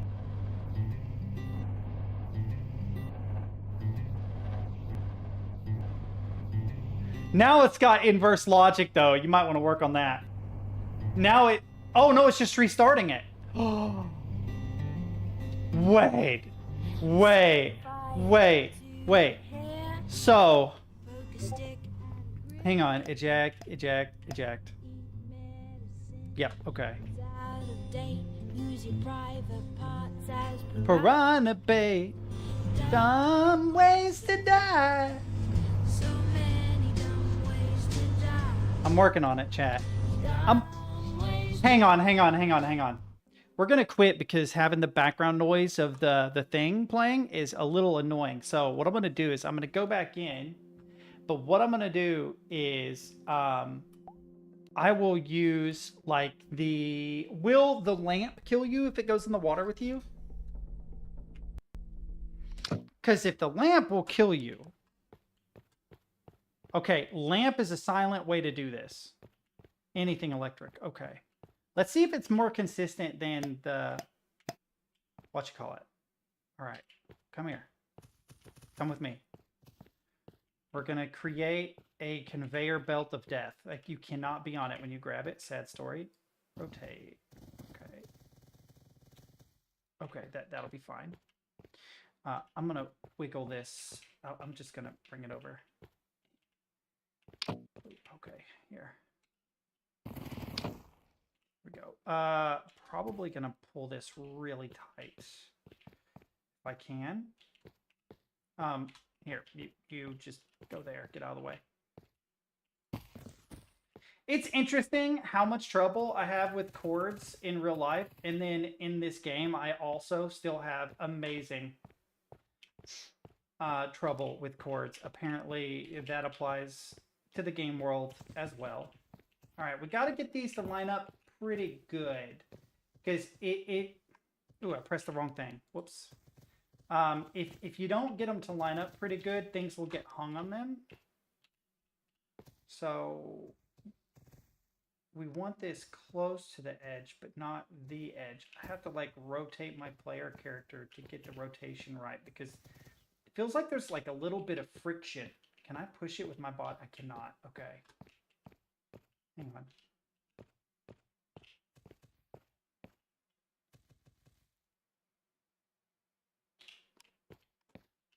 That looks pretty solid.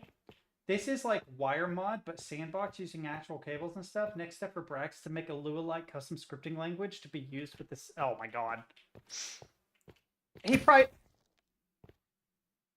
Oh, I tried to plug it in, motherfucker, after getting it all lined up and nice. It's because it tried to plug in. I accidentally pressed E. So it yoinked the whole thing toward it. But no, what I was thinking was he would have some strictly typed thing, 'cause that just seems like Brax. He'd be like, ew. A dynamically typed language? Gross. Come on. Straighten, straighten, straighten. I feel like this is me driving this weekend on snow. Okay, that looks pretty good. Got to be careful, though.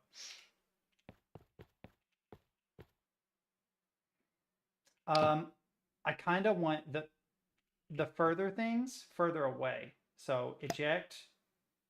This might seem really weird, but I want these to be on the furthest away ones they can be on, so that that last one I don't have the same issue with again. This is where it gets a little weird. Okay, that's not connected. Can I just take the whole thing? Oh, unfortunately, I mean, I can, but... Okay, can we get you to line up?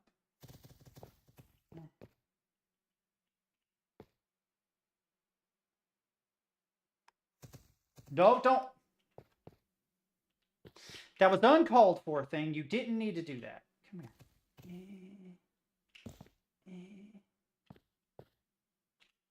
Can't you see I'm working here? All right.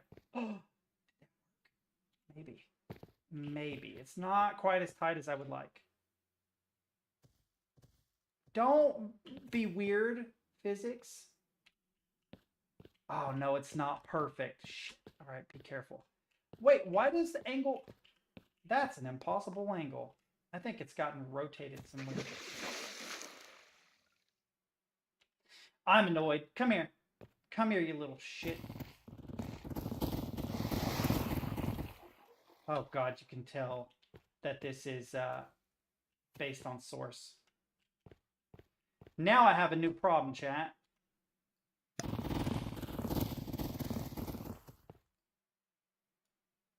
How the fuck do I fix this rotation now? Almost.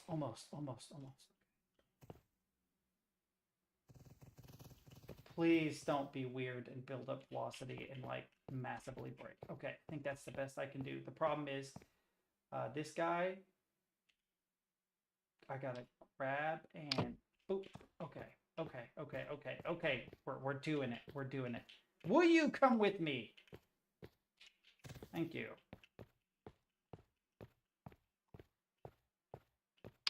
Yes. Yes, okay.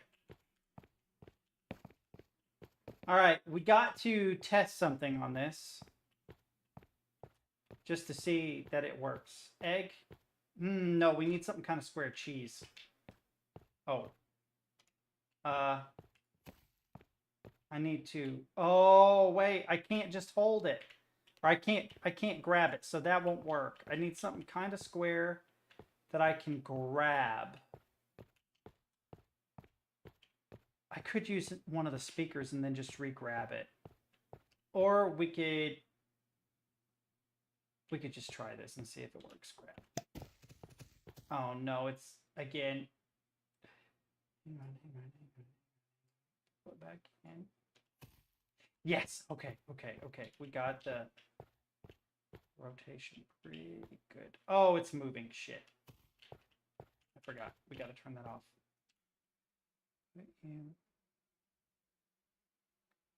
A little further forward because we got to get the speaker behind it. The amount of effort I'm going through to get this to work is so annoying. Okay. It's way too far over. I need to grab you, put you there. Will that reach enough to get into the water? No one knows, chat. No one knows. We're going to find out. We can go ahead and turn you on, though. Oh, I played a beep. Oops.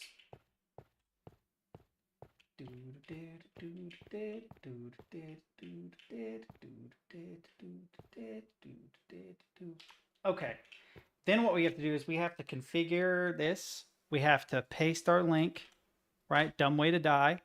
Save. We could also alter the pitch, which would be really funny. But no, what we're going to do is we're going to grab us a laser.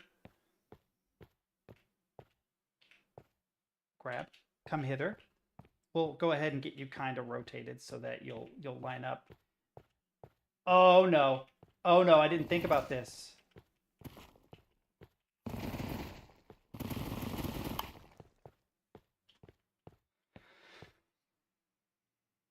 Oh, can I configure laser length? Oh, dude, if I can, you're a beast. 1. Oh, thank you. Boing. Save. Oh, how close is that, though? I don't know. Oh, it is definitely close enough.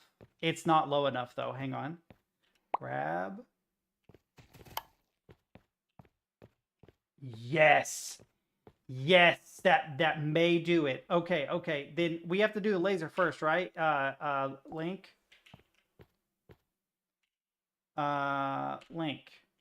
No output link. Oh, okay, backwards then. So device connection canceled. Okay, so then we want to link. Nope.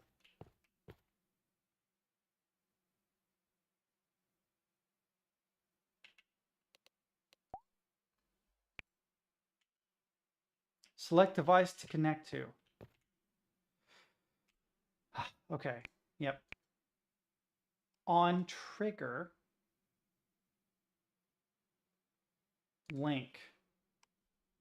Good. Okay. Okay, we got it. Is there any kind of a remote or anything I can do? Like, can I turn... Hang on. Can I turn this off? Oh, I triggered it. You... Set fire to your hair. Poke a stick at a grizzly bear. Eat.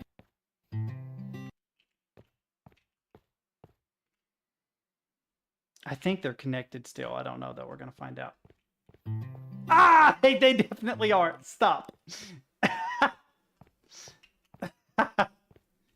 Okay, so what I'm checking is I can turn this off and on, which means that if I can wiggle this... Oh, I have an idea.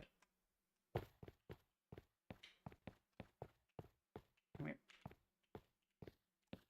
I need you to come with me. Like, it randomly connected to a thing. Hang on. Now, the reason why I'm doing this is I need a switch. Oh, I did. I let go. I need you to be off for a second. Okay, we're going to grab you. We're going to put you right there. And the reason why we're doing this, can I not grab the plug, please? Can I please have the plug? Thank you. Ah!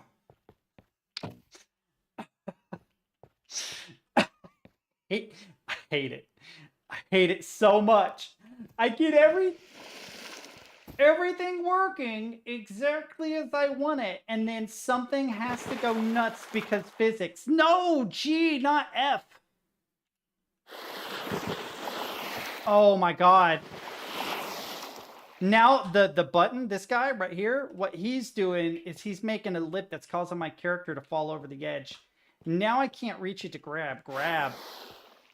Oh, and it came unplugged. You motherfucker. I can't rotate in all angle drop. Oh, thank God. Okay.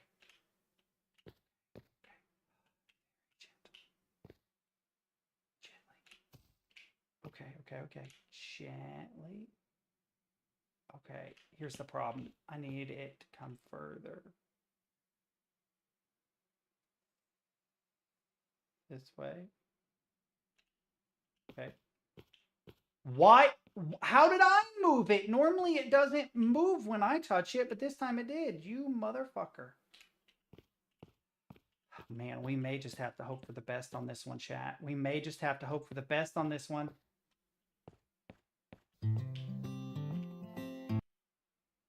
The FG thing is not great, to be honest. Yeah. I will say that I accidentally hit it all the time. I'm going to be honest. I do. I hit it all the time. We're just going to have to listen to the music, chat. Sorry. Set fire to your hair. Poke a stick at a grizzly bear.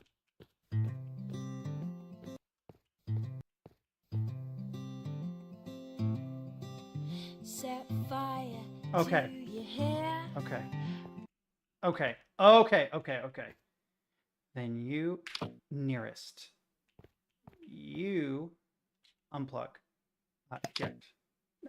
Don't immediately pop into the next one, you little shithead.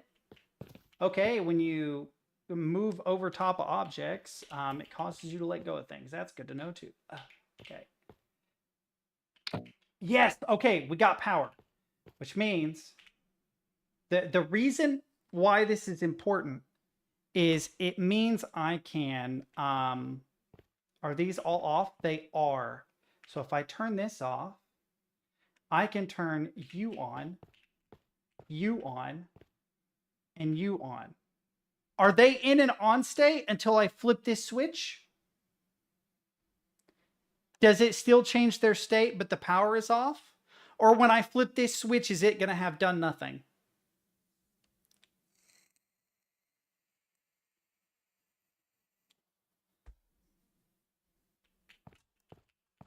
We're going to find out. We're going to find out. Yes, let's go. Take me, Lord.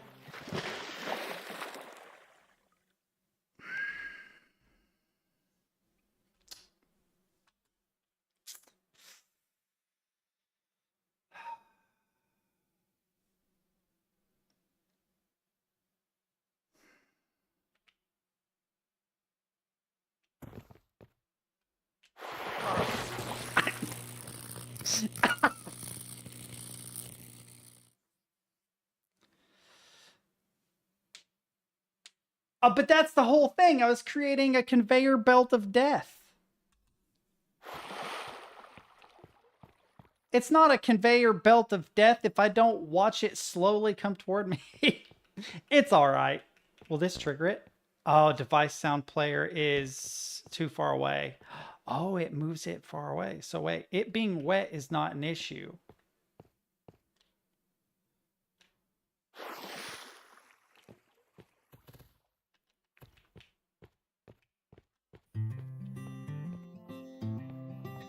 Set fire. Oh, wait. It'll be me this time. Fuck it. Set fire. Okay, that works. It's almost as good. Not quite as good as watching death slowly come toward you, but still pretty cool.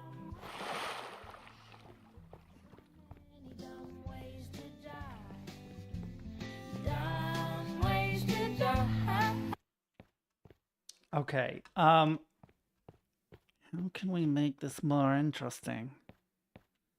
How can we make this more interesting, I say? I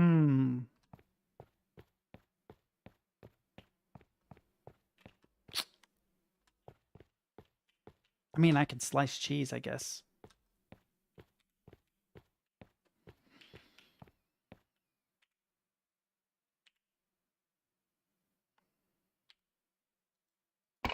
Oh, it works. Okay. Oh, wait a minute. Wait, if I grab this, it's one giant thing now. Okay. What? Oh, I can't eat it though. Sad story. Grab. All right. Well, we're going to die with cheese.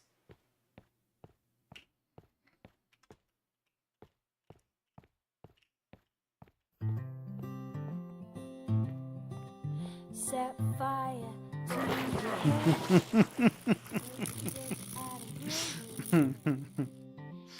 It's pretty cool, man. You've got a pretty cool thing going. Can you slice all the food stuff?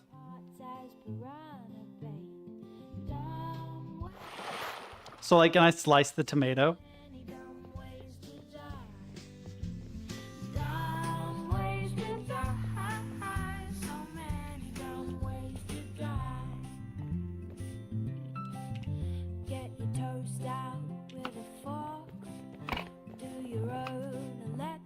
Oh God, nothing to craft? What do you mean there's nothing to craft?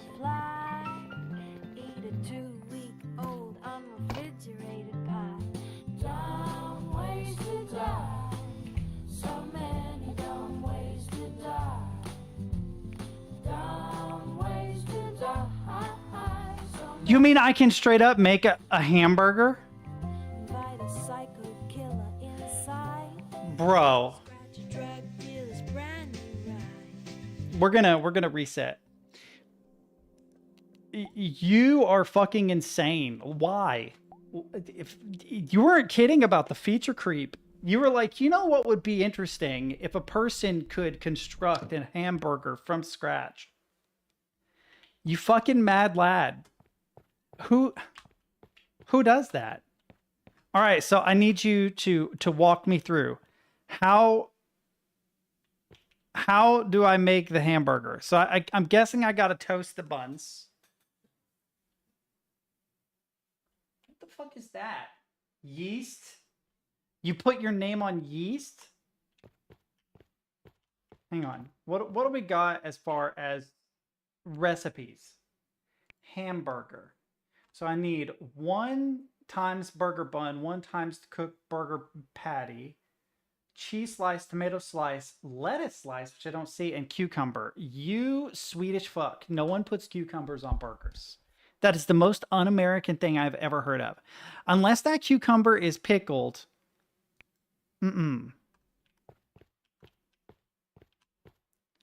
Yeah, if they're pickled.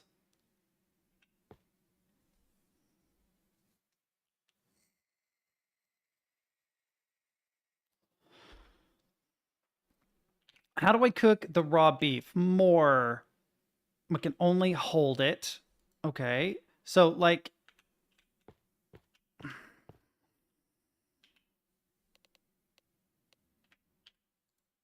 Can we cook it somehow? How do we cook the burger? See, the way I would do this is I would turn on the stove. How do I drop? Oh. But it's not cooked. Oh. Raw hamburger patty. Oh. Then how do I cook the hamburger patty? Do I need a skillet? We got a skillet? We do not have a skillet. We only have a pot, and I can't throw it. Oh. Yeah, there we go. Okay. Right click.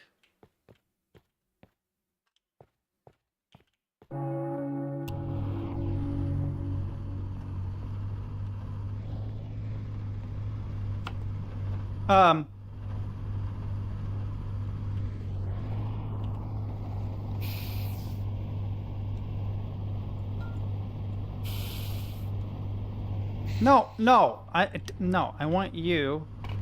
Yeah, okay.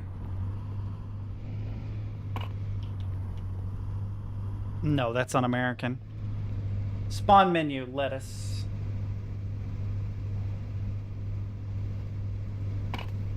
Oh, it's a lot of lettuce, but okay. What else we got in here? Raw chicken. You're insane. Anyway. All right. F more, change recipe. Lettuce slice, set recipe. Okay. Craft the lettuce slice. Code error. Okay, that sucks.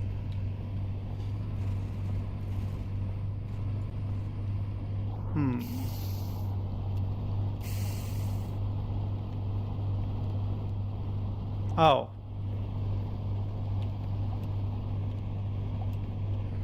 Can I eat this? I cannot. Here, let's just throw that. I don't need that right now.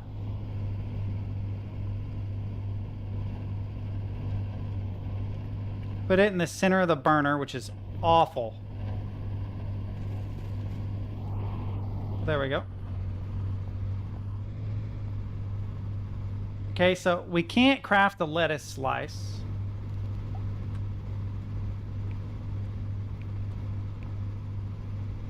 We can craft the tomato... We crafted a couple tomato slices, okay. Okay, F more. Let's do a cheese slice. Set. Still says craft tomato slice. That's interesting. Change recipe. Cheese slice. Set recipe. Close. There we go. Got our cheese slice. Grab, I guess? I don't know.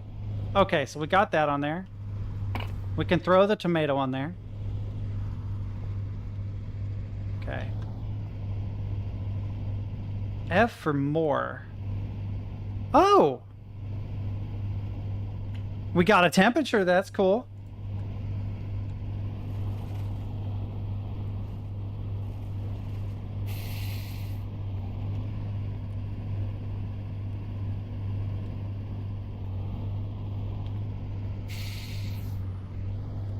Oh, hang on. We need open oven.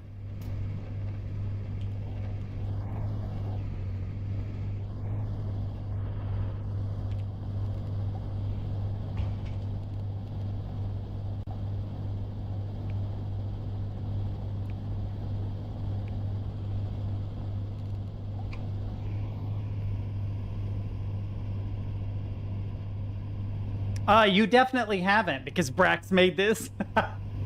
Maybe you saw the video of Brax messing around with it. I mean, it's above boiling, it's scorching, but it's still raw. Oh, we got hamburger bunnies. Hamburger bunnies. Open oven.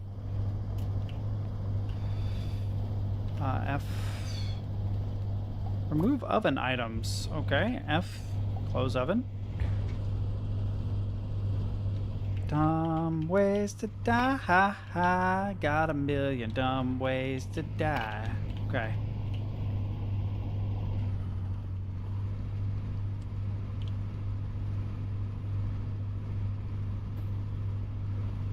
Yeah, this is so clean.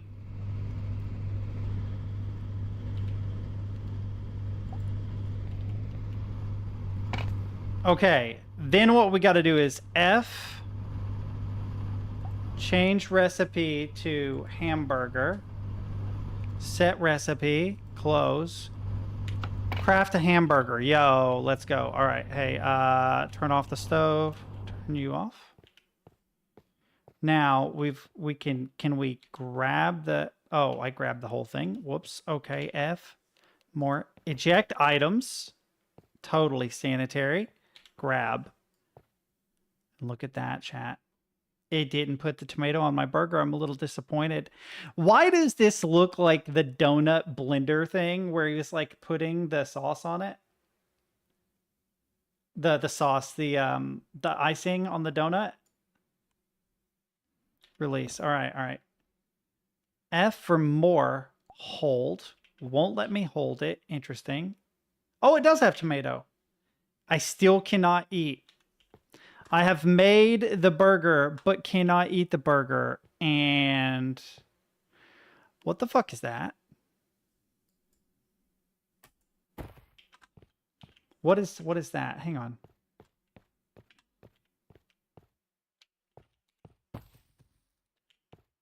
Oh, can I not grab the table? Oh, I can't grab the table. Has no rigid body component. Son of a bitch. Okay, come here. You do. You come with me. Is that a thing floating in the sky? It's a thing floating in the sky. Okay, I could definitely climb that.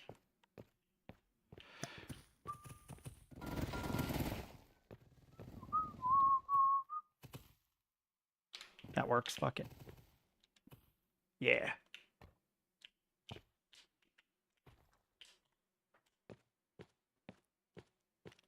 What's this, Brax? Why do you have a random void, Brax?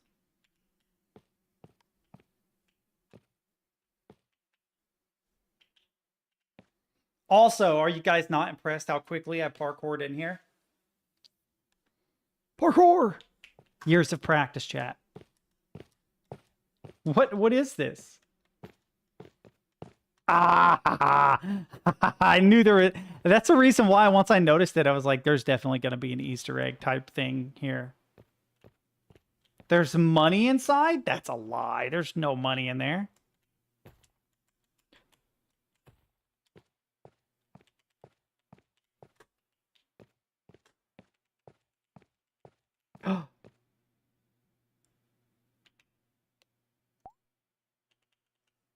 That's not a lie. There's money in there, chat. I'm rich now. Well. Oh, my conveyor belt is gone. Darn. I was about to wrap it up by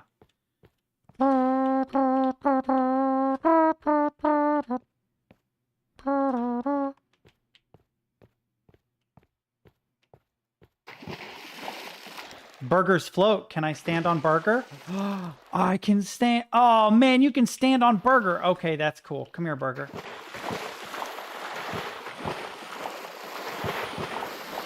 It lends you its buoyancy. That's crazy.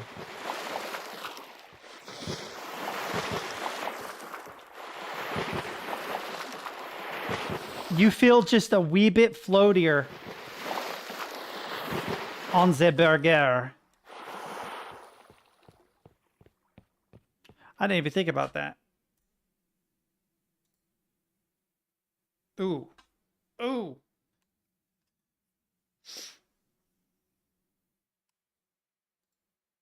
I think I might have frozen it up. Wait, no. Yeah, crashed your game with the save system. Sorry. Whoops. It's fine. Like, I know, like, deep down you're like, fuck, that's kind of embarrassing. But the thing that you have to understand is, as much stuff as I have broken in code, like, you guys have helped me complete, like, programming assignments and stuff. I 100% know. Like, I would not even remotely be fucking embarrassed. Like, look at what we were able to accomplish with just a little showcase. I made a conveyor belt of death. I have to say, that is a truly unique experience I have not had in any other game ever. I have never been able to rig up a conveyor belt with, right, a lamp that is turned on and a speaker triggered by a laser to play the funeral march so that I can literally be conveyor belted to my own death. You know what? Like, if that were on itch, like if that were the entire game, right? I would pay you $2. I feel like you deserve $2 for the conveyor belt of death. Yeah, now the cool thing is, if you do have like a Forge style thing where you can make multiplayer maps, the problem is you'd have to have some kind of a goal or be able to make goal systems for emergent gameplay. You know what I mean? Like look at the Forge maps that they had in Halo back in the day. Maybe that's me showing my age. But not all of those maps were just shoot your buddies. There were all sorts of games that people came up with. You know what I mean? It's just going to be role playing on a static map. Are you going to role play as random Slavs or Nords or something? I am kind of joshing you, but it's also at the same time like, what are we role playing as? Is like anything? Is it meant to be like a GTA role play type deal? Because honestly, I've thought about that. What first made me think about this? I'm going to kind of segue. Apartment and business owning, things save up on the map. GTA kind of, but not. So the reason why I bring up GTA is this. So GTA has a lot of emergent gameplay. And one of my favorite things in GTA is a little game mode that a group of people came up with called Survive the Hunt. A lot of people have tried to knock it off, make their own Survive the Hunt series, which they can be entertaining. But mostly it's just having entertaining players that speak through what they're doing, make the game fun. The idea behind the Survive the Hunt series is this. You have like 8 players, right? They're all hunters and 1 player who is the hunted. The goal of the hunted is you all start from the docks in the game. The hunted has 2 minutes to get away from the docks and into a civilian vehicle of their choice. And then they have to pretend to be an NPC and not get caught. And there's tons of little emergent gameplay things that will give it away. Like if your radio is on, your character will dance, but only the playable character does that. So you have to make sure the radio is off, right? If you get into a convertible and it starts to rain, you have to wait for the other convertibles to start closing their roof so that you look like an NPC and not a player character immediately doing it. The cars spawned kind of random, but they spawn in sets. So you could get in a vehicle, say a convertible, down at the beach, and then later on the sets will change and you'll be the odd man out. You'll be the only one running around driving in a convertible, which makes it obvious that you're a playable character. An in-game day takes 48 minutes, 2 minutes per hour. You have to survive for 48 minutes without being caught. And then one of my favorite things they did was at the end of the 48 minutes, you need to obtain a vehicle that is capable of escaping the island. So you got to get a helicopter, you got to get on a boat, you got to do like a big thing. And then you have to get as far out to sea as possible to win the survive the hunt. And I remember thinking, the first guy to make this a dedicated game is probably going to be wildly successful. Right? Like, as a game mode, if you told me that there's a game with a realistic map or even a set of maps in which you have some first person control and you have some driving, right? It doesn't need to be as fully fledged as GTA. The goal is to pretend to be an NPC and get away. And matches last a set amount of time, but they could be 48 minutes. Dude, I would play the shit out of that. You're telling me like you have a public lobby and you just take rotations. So if there's like 9 people playing, right? You set the matches shorter. Say you do 20-minute matches, right? You have a 1 out of 9 chance of being a hunter or a hunted, right? And you can also mulligan. So like if you are the hunted, you don't want to be, you want to be a hunter, you can mulligan and give it to the next person and it restarts the rotation. And I don't know why they haven't done that, because Survive the Hunt was also done, I think, at Forza, and it actually worked in that game as well. And it made me realize, like, guy who's good at programming cars makes an interesting map with Survive the Hunt in mind, could probably make a really cool thing. Just by honing in, instead of being like a broad feature creep, all the abilities that you could do in GTA, just basic first person player controller, a couple of cars, decently sized map. Doesn't even have to be as high def as the GTA map is. You know what I mean? Maybe some weapons, because there are definitely situations where they'll like crash your car and you'll want to shoot back at them, things like that. But it would be cool. It would be a lot of work for a single person. But yeah, you could have a role-playing game that you could have an approximation of in GTA, but then really hone in on specific things, like in your case, business owning, right? And having things save on the map. Yeah. So that's a weird way to segue with that. It's just, I know that GTA role playing is really popular. So that's why my brain went there. And it kind of makes sense. Now, GTA is going to win because it has all that emergent gameplay. It's going to win at being the Swiss Army knife. You can come up with all sorts of different game modes, just like Forge and Halo back in the day. But I think that smaller developers generally should hone in on a specific thing they want to accomplish with their game, right? Or at least a small subset of things. Right. So when I think of like the precision platformer I've talked about forever and not worked on, my whole thing was it's kind of a role-playing game in that you've got like 3 skill trees that you spec into that help you to either do the precision platformer aspect, the combat aspect, or the puzzling aspect. And the puzzling aspect is all geared around map making. So like, you know, I've talked about some of the mechanics that you could do, like rotating the map, changing the scale of the map, drawing things to the map, erasing things from the map.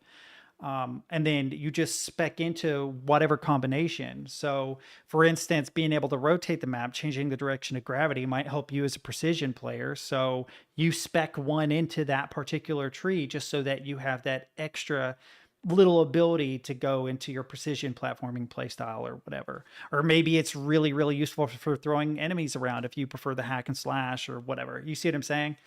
But by really honing in on what would make the game fun is how you make a fun game as an independent developer. You can't make giant things. Well, yet.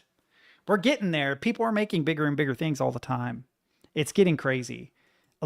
Unfortunately, a lot of it's going to be AI slop, but those that aren't are going to be fun, I think. I think we're going to see a lot of fun, cool things come out soon.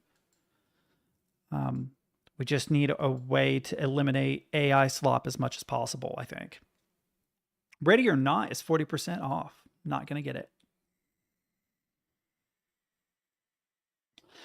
Didn't buy anything at the Peddler's Mall, by the way. I just went there to see. The only thing I kind of wanted was an old book. Well, actually, there were 2 things. One, there was a Fender Squire. They were selling it for $169. Now, it was mint condition. It was a beautiful little Fender Squire. 3 single coil pickups, satin finish, very nice. You should. Zachtronic games are amazing. I don't know that I would pay 170 for a Fender Squier Stratocaster though. That felt like excessive. If it were brand new, straight from like a Fender warehouse, maybe. But secondhand at a peddler's mall, you know. In fact, there was a crappy PV Raptor that I would have probably considered over. It didn't look as pretty, but yeah, PV are like they're like workhorses. They're built like tanks. But no, there was a book. There was a book there called Ancient Scottish Chiefs that was written by a woman who told the story of ancient Scottish chiefs, including Wallace. That Mel Gibson movie where he waves his dick at the English. Fuck, what is the name of that movie? His story is in there. Yeah, I can't spend $30 on that right now. Oh, but the reason why I brought this up is because I found about 20 minutes from me, and I don't know if it's real. I feel like it might be a scam, but I might message the guy tomorrow. I might actually message the guy tomorrow. But I found yeah, they're nice. It's like a little flea market. See, the flea markets here are only open on the weekend. I happen to work on the weekend, so I can't go to them. And that bums me out because flea markets are a great place to get instruments.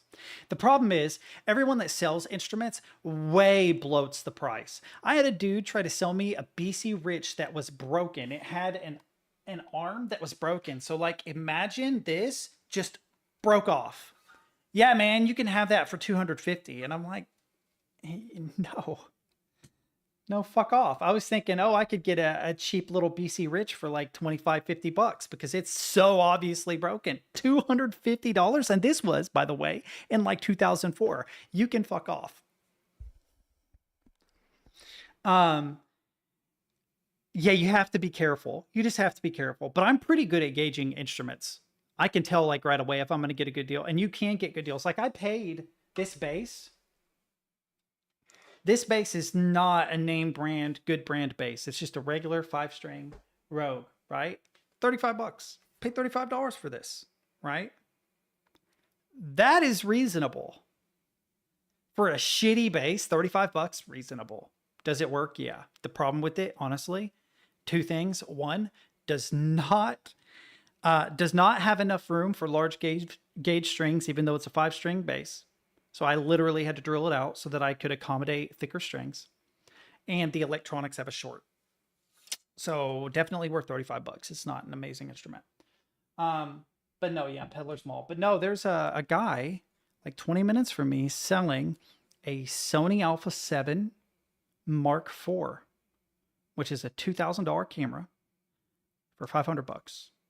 So it's a couple of things. He either doesn't know what he has, right? One, he stole it. Two, it's broken and he's lying about it, right? Well, yeah.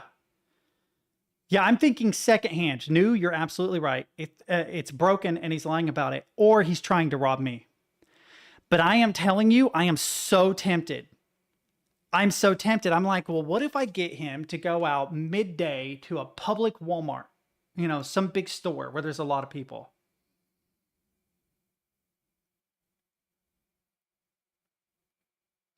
Right?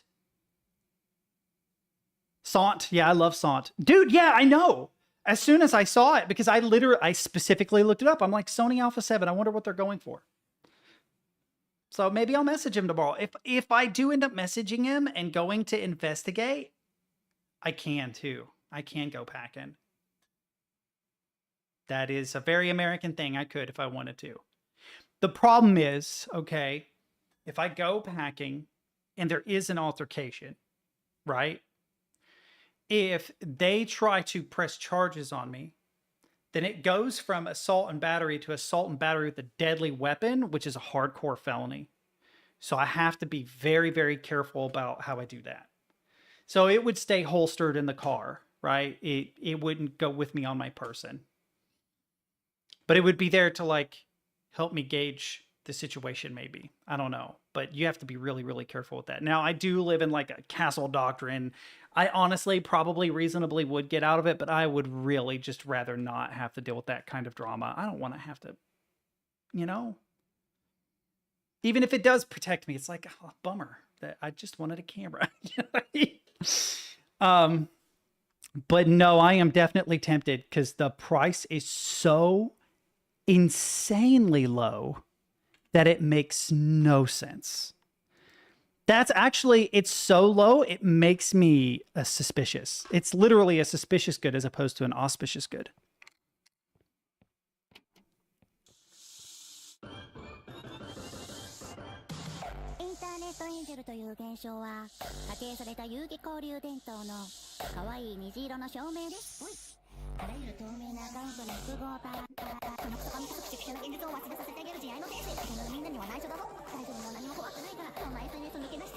Of course, the first thing Captain figures out are all the logic gates and shit.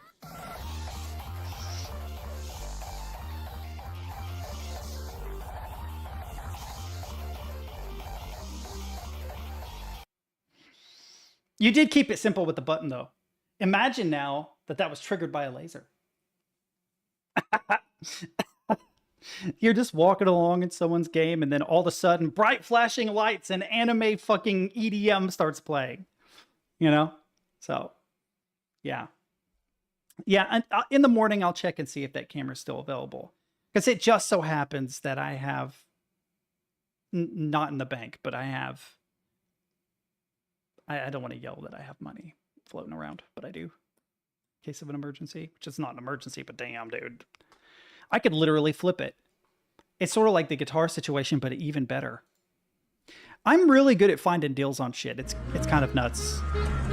That's the problem, though, is I'm so good at it that I'm afraid that I'm going to get shot. I'm going to get greedy and get shot.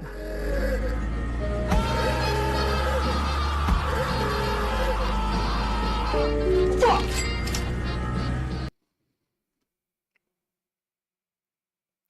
I feel like BMW in the 1930s would be working on like tanks and sarin gas or something. Not being annoyed with the slow driver in front of them. Dude, so I feel the same way. This entire computer setup that I got, right? I got this computer set up for the cost that the graphics card was going for on eBay. 165 hertz monitor, keyboard, mouse, everything. One of the best purchases I ever made, secondhand, Facebook Marketplace. This was back when they were like, people were trying to sell the 3090 for $7,000, right? I did not pay $7,000 for this. So I got the mouse, the keyboard, 165 hertz monitor, and the computer for around $3,000. When you absolutely could only get a 3090 for like $3,000 on eBay, right? And I looked up all the specs and stuff. They got this new for like $2,000 more than what I spent on it at the time. Then the guitar, right? $1,200, $1,300 guitar. What was it, Chad? I don't even remember. I paid like $650 for it, I think. A guitar I play every day, which is literally right next to me. 7-string signature, Mark Holcomb, PRS. 20-inch radius, dual humbucker, push-pull pot. You fucking kidding me? Split coils? Play it every day, right? Basically half price. I find shit. I look, though. When I get bored, I called out by Alfred as a materialist for this, but when I get bored, I go online and I troll like the local marketplaces, just seeing if there's any bullshit that somebody's got. And dude, you'd be amazed at the stuff you'll find that people will just let go of. So yeah, I'm very seriously considering getting it. Is that fish dead?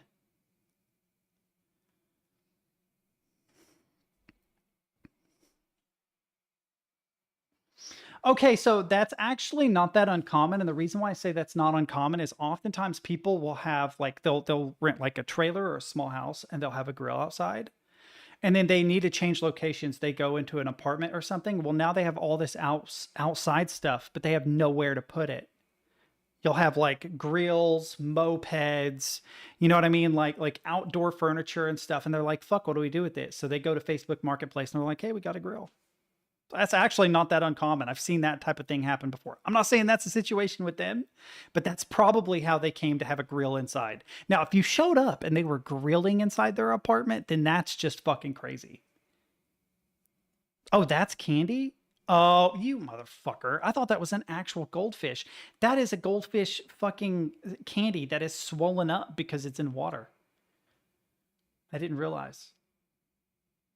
But no, I'm tempted. I am really, really tempted. I thought about trying to rope my brother into going with me, like, hey man, if this is for real, I can flip this for like 2K easy. And but no, the Alpha, the only camera that I would want more maybe than an Alpha 7 is the Alpha 1, which is an even more expensive camera.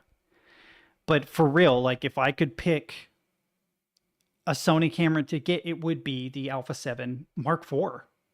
Mark IIIs aren't bad either, but yeah, that's insane. Insane. Probably going to get shanked.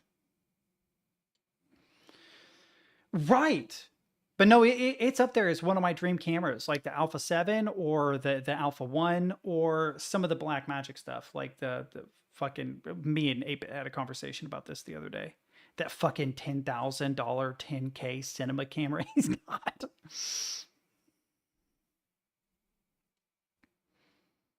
Oh no, I get that too. There's a reason why I have shitty instruments floating around the house, chat. This Epiphone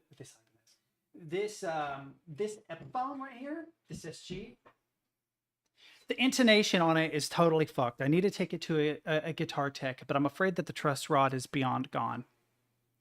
But I mean, I'm attached. I probably spent, a couple thousand hours playing on this thing. I have an even shittier knockoff Fender in the closet. It was the first guitar anybody ever gave me. I've had it for like 18 years. The fucking fretboard is chipped. You have to be careful about how you play the third fret, low E. You do. If you bend up, it's over, man. You fucked up. You have to bend away from the giant chip in it, But it's the first one anybody ever gave me. It's not worth anything. It's like a $20 guitar. Still plays good, but damn, I can't, I can't bear to get rid of it. Then there's stuff I can bear to get rid of, but that all depends. Like I got some webcams I could probably give away. I got like 2 cheap Aki webcams. I've got an HP, yeah, Brio 4K. Someone sent me a message. What went badoop? Something went badoop somewhere. Teddy win lasers. Wait, was this literally me when I figured out the That's awful. That would actually be funny. What's over here?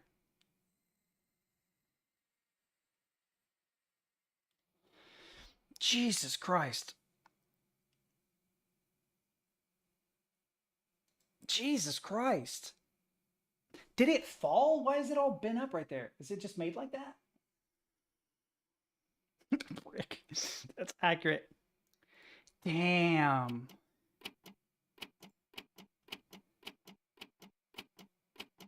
I'm going to have to actually play with that in my free time, I think.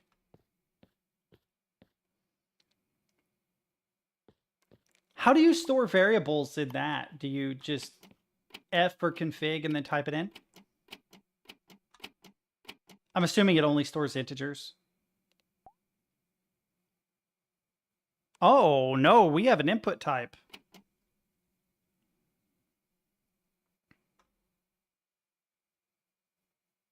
Oh, floats integers, bool, and color. So you can't teach it slurs and then have it play it over the speakers. Sad story. I'm kidding. But also kind of not. Talk about emergent gameplay. Okay, thing. Okay. All right. I see. I understand. You get to upgrade that and turbocharge the living daylights out of it. Well, now with the Blackwell family RTX 5070, 4090 performance at 549. Oh, let's go! That's class! Impossible without artificial intelligence. Impossible without the 4 teraops of AI tensor cores. Impossible without the G7 memories. Impossible without artificial intelligence. Impossible without the 4 teraops of AI tensor cores. Impossible without the G7 memories. Okay, so 5070, 4090 performance, $549, and here's the whole family. Starting from... So it's basically saying that a lot of these frames are just straight up artificially generated. They're not real frames. 5070, all the way up to 5090. 5090, twice the performance of a 4090. I wonder, see, because it is 32 gigabytes, right? It still would outperform a 4090 or a 3090 just on sheer power. But I wonder if you could yoink out the AI and just use the card without.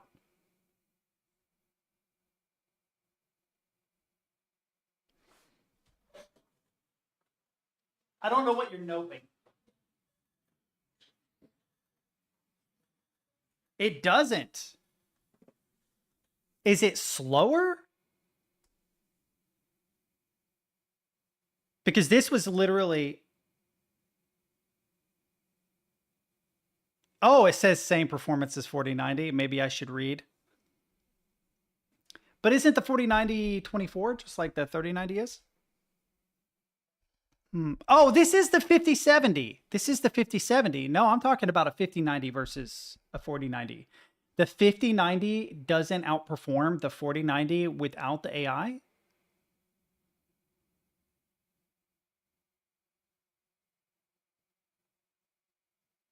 Yeah, right. Okay, yeah. I would say probably more than 5%, but I get your meaning.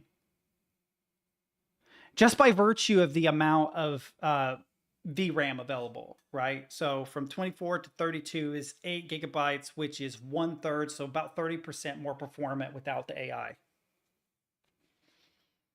Which is not insignificant, but also a disappointment. To be fair, their last 2 issues have been a disappointment. The 3090 was the last big flagship. Yeah, there's also the speed thing. So there's like, there are some TIs that will outperform the 3090. But I think the 3090 was the last flagship that was actually any kind of major upgrade. But the 4090, a big reason why I just straight up skipped it, didn't think about saving or getting it was literally because, holy shit, it's the same. It's the same. A little more performant maybe, but not enough that I could justify purchasing it. And I was hoping that the 5090 would be... Yeah, I wouldn't pay that for it. Also, I was thinking that the flagship would be like 1500, 1600, which is still expensive, mind you. Right? But after the what do you call it? The initial release, there's usually knockoffs, like PNY would probably come out with one that was like 1200 or something, which I would consider.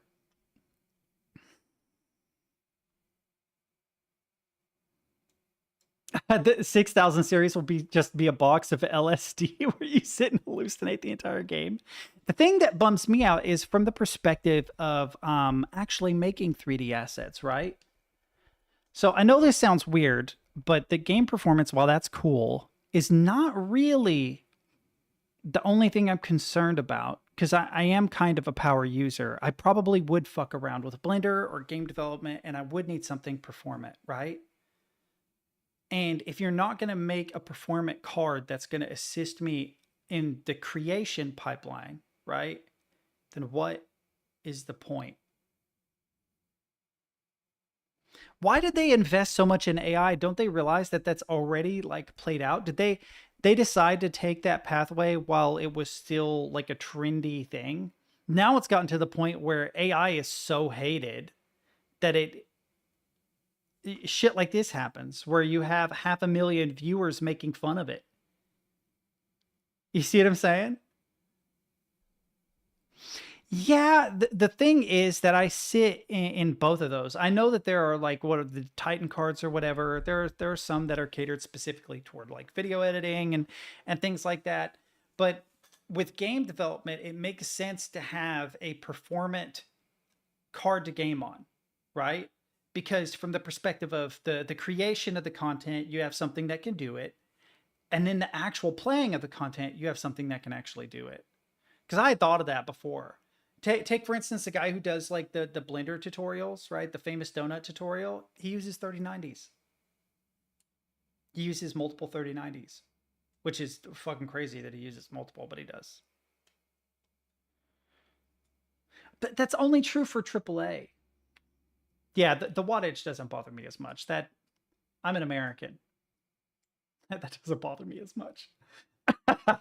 So it's so true though. It's like as an American, you should see my electric bill, and that's from keeping the place warm. That's not even the computer. The computer assists. So, but yeah, that's kind of a bummer.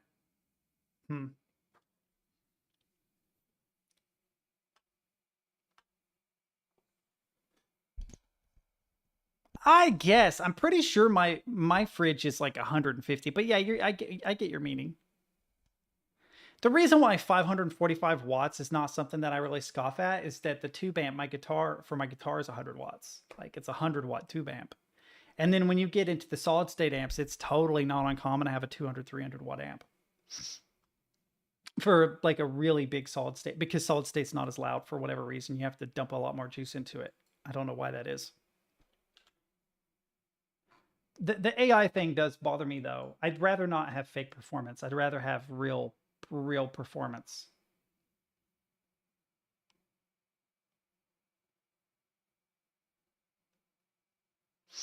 1.2. Okay, that's that. Back to the Future. I wonder when they're going to do a terrible remake of Back to the Future. I bet they are doing it. They have to be. Back to the Future reboot. It's in the works. I feel it in my soul. No reboot or sequel, but a musical adaptation. Of course there is. I don't think it's necessary at all. I just feel like somebody is like, we can make money off of this. April 10th, 2024, after 39 years, Back to the Future is being rebooted. In a realm of Hollywood where nostalgia, blah, blah, blah, Back to the Future, blah, blah, from the iconic blah, blah, blah. Now reports from Giant Freaking Robots suggest the producer and director J.J. Abrams is gearing up to put his own spin on the beloved franchise. While it won't be a direct remake, Abrams is planning an homage to the spirit of Back to the Future. Okay. That's not a reboot. It's not a reboot. It would be, it's like saying that Interstellar is a reboot of 2001 Space Odyssey. Shut up. That's not pays homage to. That's not a reboot. That's not what a reboot is. It's just clickbait. That's why also, like, if you look at this article, hang on, I'll bring it up so you guys can see. You should see how I read the article, because I deal with so many of these bullshit articles. In the realm of Hollywood, I'm like, okay, exposition, skip. The Back to the Future franchise holds a okay, exposition, skip. From the iconic to okay, exposition, skip. Now reports Giant Freaking Robot. Like, that's literally how I read it. Because it's like, it's just fluff. It's all fluff. Literally, look at how far through the article I had to get to something meaningful. And then look at how little is left. The idea of vengeance against evil makes you just as bad as evil. You're taking up arms against feels very much like something the bad guys would make up and spread across popular culture to make sure we don't shove their head in the guillotine. Just saying. So you can still take the high ground, right? And find justice without being as evil as the people you dispatch. In fact, dispatching people, how I want to phrase it, is not as bad as a lot of the things that would lead you to dispatch people. Right? It's like you could be okay with your soldiers killing other soldiers in a war if you feel the war is justified. But what about torture? What about like the sacking of cities? What about how your soldiers interact with the civilians? Japan and China, World War II. You see what I'm saying? Like, you can still have the moral high ground and, right, have your soldiers kill other soldiers, for instance. It just depends on how you do it.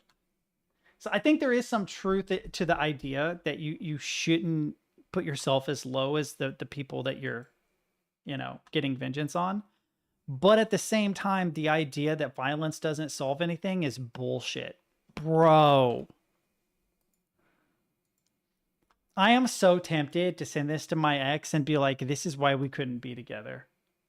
It'd be so funny. She wouldn't think it was funny at all, but that's the reason why it would be funny. That's the reason why it would be funny. She would not even get it out of her. There's no shot. For one thing, she can actually cook. But that's beside the point. We can pretend like she can't make a sandwich.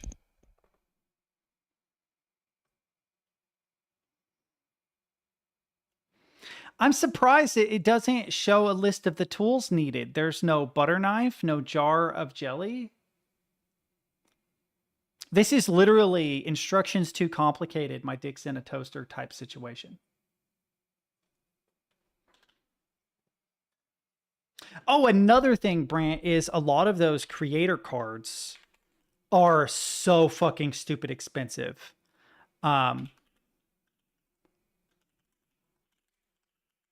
Like you think the gaming cards are expensive. Give me a second. I'm trying to remember what the name of the damn card was. I bet you 8-Bit knows.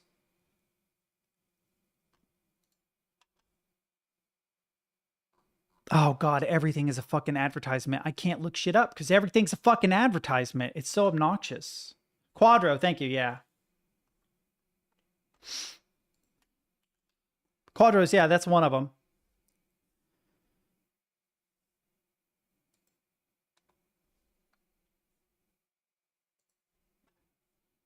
Let's see how much this new one is supposedly going to cost. Oh, it won't tell us. It says typically 635 to 2,690, but I don't think that that's accurate. Okay, PNY Quadro. Let me see this. 16 gigabyte RAM size, $755. The reason why I'm not showing you is because it actually is showing my zip code this time. I don't know why I did that. That's not as bad as I thought it was. But I wonder how performant that would be. They're cheaper for a reason. Ooh, I kind of want to see that. But yeah. Yeah, I completely understand. So yeah, so from my perspective, I was hoping that there would be something new that would work both for the creation side and the gaming side, not just one or the other. Which technically, like the 3090 is geared toward gaming, but I've definitely not had any issues with anything other than Unreal Engine and video encoding at the same time. It's the only barrier I've come to. Oh, a path tracing in Cyberpunk. But anyway, yeah, I'm really disappointed in the 5090. That was literally the card I was going to invest in next. That was where the upgrade I was going to make to the graphics card. And chances are they're not going to turn back. Hi, my name is They're gonna fake this from now on. Why actually build anything, Hi, my name is Jack. more powerful when you can just fake it? And I know it's not totally faking it, but still, damn, it's enough.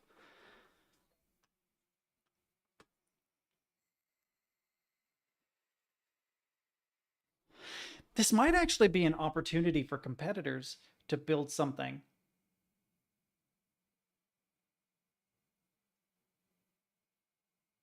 Oh, anyway. Oh my God, I know. I am no longer, I used to really like Roku televisions because they were cheap, high definition televisions that you could get for people who otherwise couldn't afford, right? And the problem is now you are locked into creating an account with Roku, and unless you make an account with them, you can no longer use their devices. Yeah, there's also frame interlacing where it'll generate fake frames, very similar to like what you saw with Nvidia, and it makes your movies look awful because most movies are shot at like 24.9, right, frames per second. That's what gives them the cinematic feel. That's what creates the motion blur and stuff. And you get rid of it, it ruins it. But the new here's the reason why this pisses me off. This is something that is unique to my experience, but people do not realize disabled people who cannot read and write are locked out of stuff. They're straight up locked out of stuff, right? I have a guy who is begging me to give him my PayPal account so that he can play a game on his tablet. It's a $2 game. I would just buy it for him, but as soon as my credit card is on that phone, it's going to get drained instantly. He's just going to start buying shit. And I've had him get irate, beat the crap out of himself, beat the crap out of me, break stuff, scream, stomp, bite his wrists, try to fucking fight me because I won't spend $2 on an app on his phone.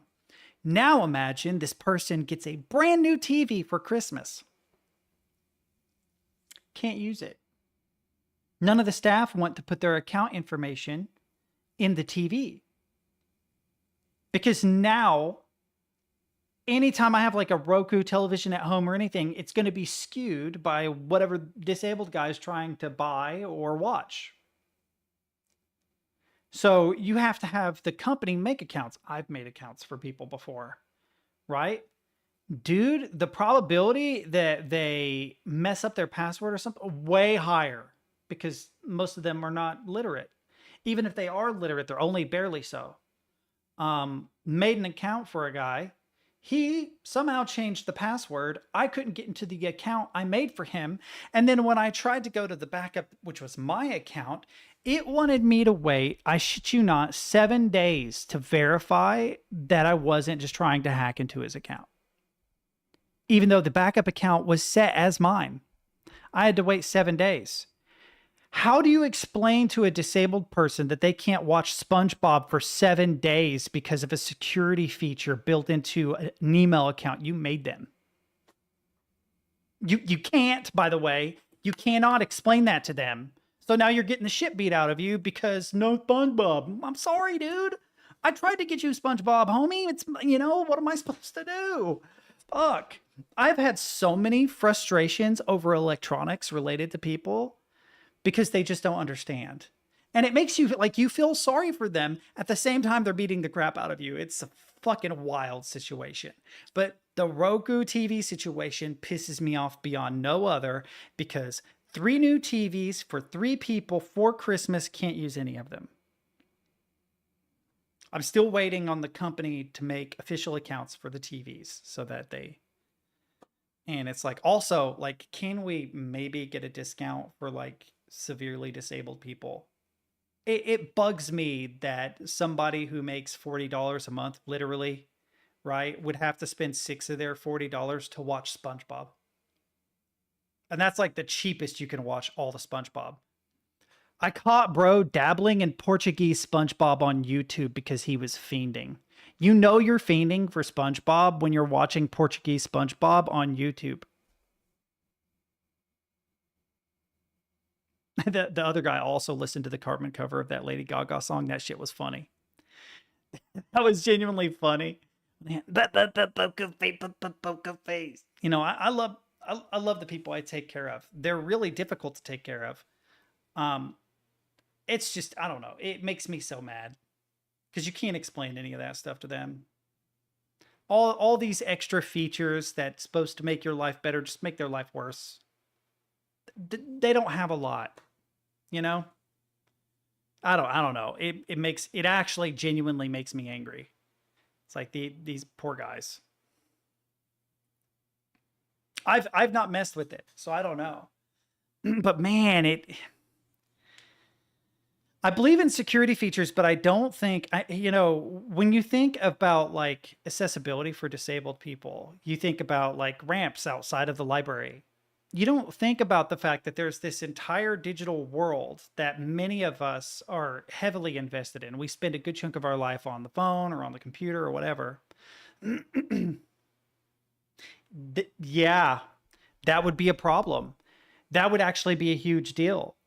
Of the people I take care of, only one has a phone because only one knows how to use a phone. Right? Which means that if I did Ticketmaster stuff, I would have to use my personal device. But that means that my device has to accompany them to the arena. So what if I'm not the one taking them? What if someone else is taking all of them? That was definitely a thing. I've definitely taken clients to like metal shows and bluegrass festivals and all these things, right? And I've definitely taken more than one at a time. The max is 3. You don't take more than 3 people by yourself. You get more staff after that. It also depends on the clients. If you have like a one-on-one client, they have to have their own staff for safety reasons, both yours and theirs. But yeah, I've absolutely taken like 3 people to a festival before. What am I supposed to do? Take my phone and then 2 other staff's phones with me? You see what I'm saying?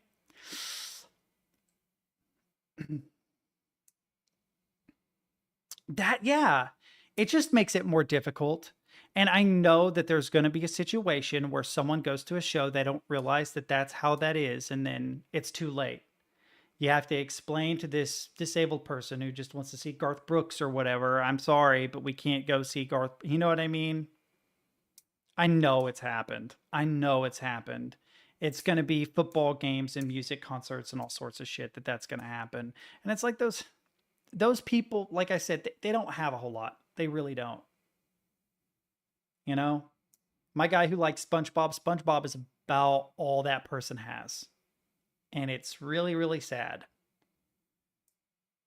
You end up being like this parental figure, but you can't be because they remember their parents and they wonder where their parents are. Dude, if I have to hear mommy and daddy go home one more time, I'm going to lose my shit. But that's tangential. That's off to the side. Yeah, I got a person whose parents, I don't know what happened. They don't really want to be a part of that client's life anymore. And they don't understand it all. And they just think of me as a big meanie because no, you cannot eat a gallon of ice cream. You know what I mean? No, you cannot run out into the street. I'm sorry, you can't watch SpongeBob. It's crazy because it's a whole lot of me saying that they can't or shouldn't do a thing, and that's all they understand. They don't understand that, like, you can't run in the street because you'll get killed. You can't eat a gallon of ice cream because you'll get sick. You know what I mean? The hypothetical end, the farsightedness isn't there. That's unfortunate. I don't want to talk about work anymore, though. Let's move on to something fun and interesting. Like, what game are we going to play next? We got to figure it out. It's not going to be tonight. I'm going to get off here pretty soon. I'm pretty worn, but I definitely need to get into the generations. I have to update the PC first. You're going to drive me crazy with that. Oh, you're getting out of here? I was going to try and get another game or 2 in before I updated the PC, but I am going to do that in the next week or 2. I don't want to at all. But if I decide to do that this week, you won't see me until Monday, probably.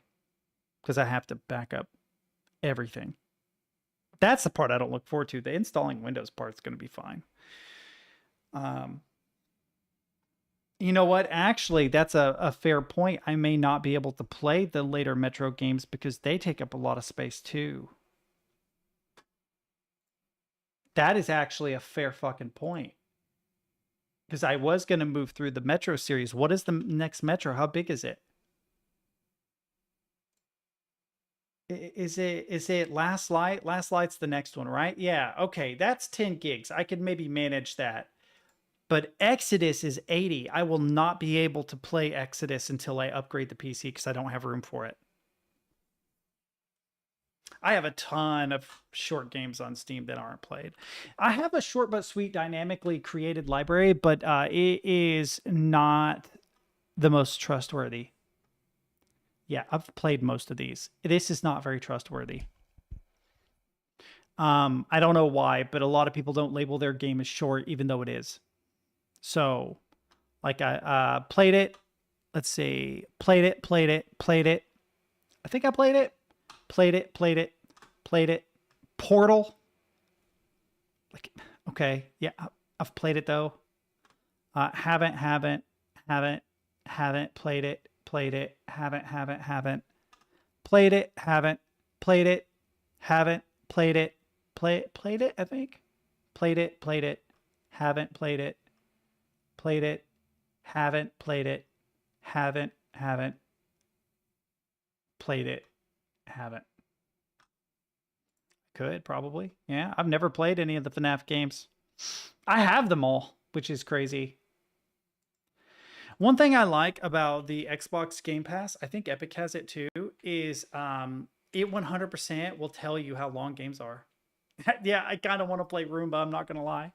I thought I had all the Five Nights at Freddy games. Hang on. If I type in Freddy, it says I only have this one, but I swear I got like this big pack. Which game? FNAF or Roomba? Both? Oh, and why?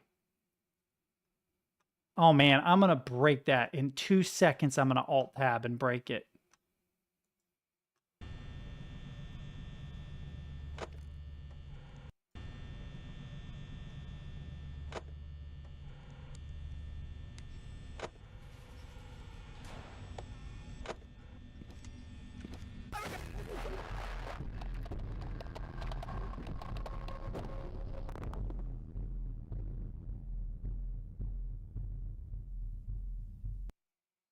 Hang on. Yeah.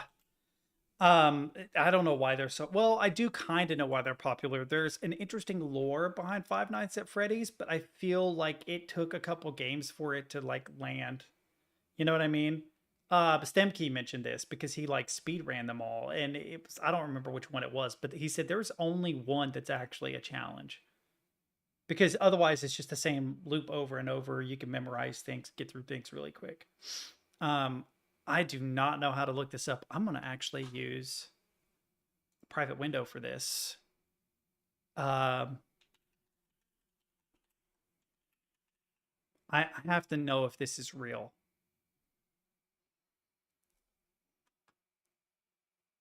Okay, it's fictional. Okay. Wow. There's no way that this is real. Hang on.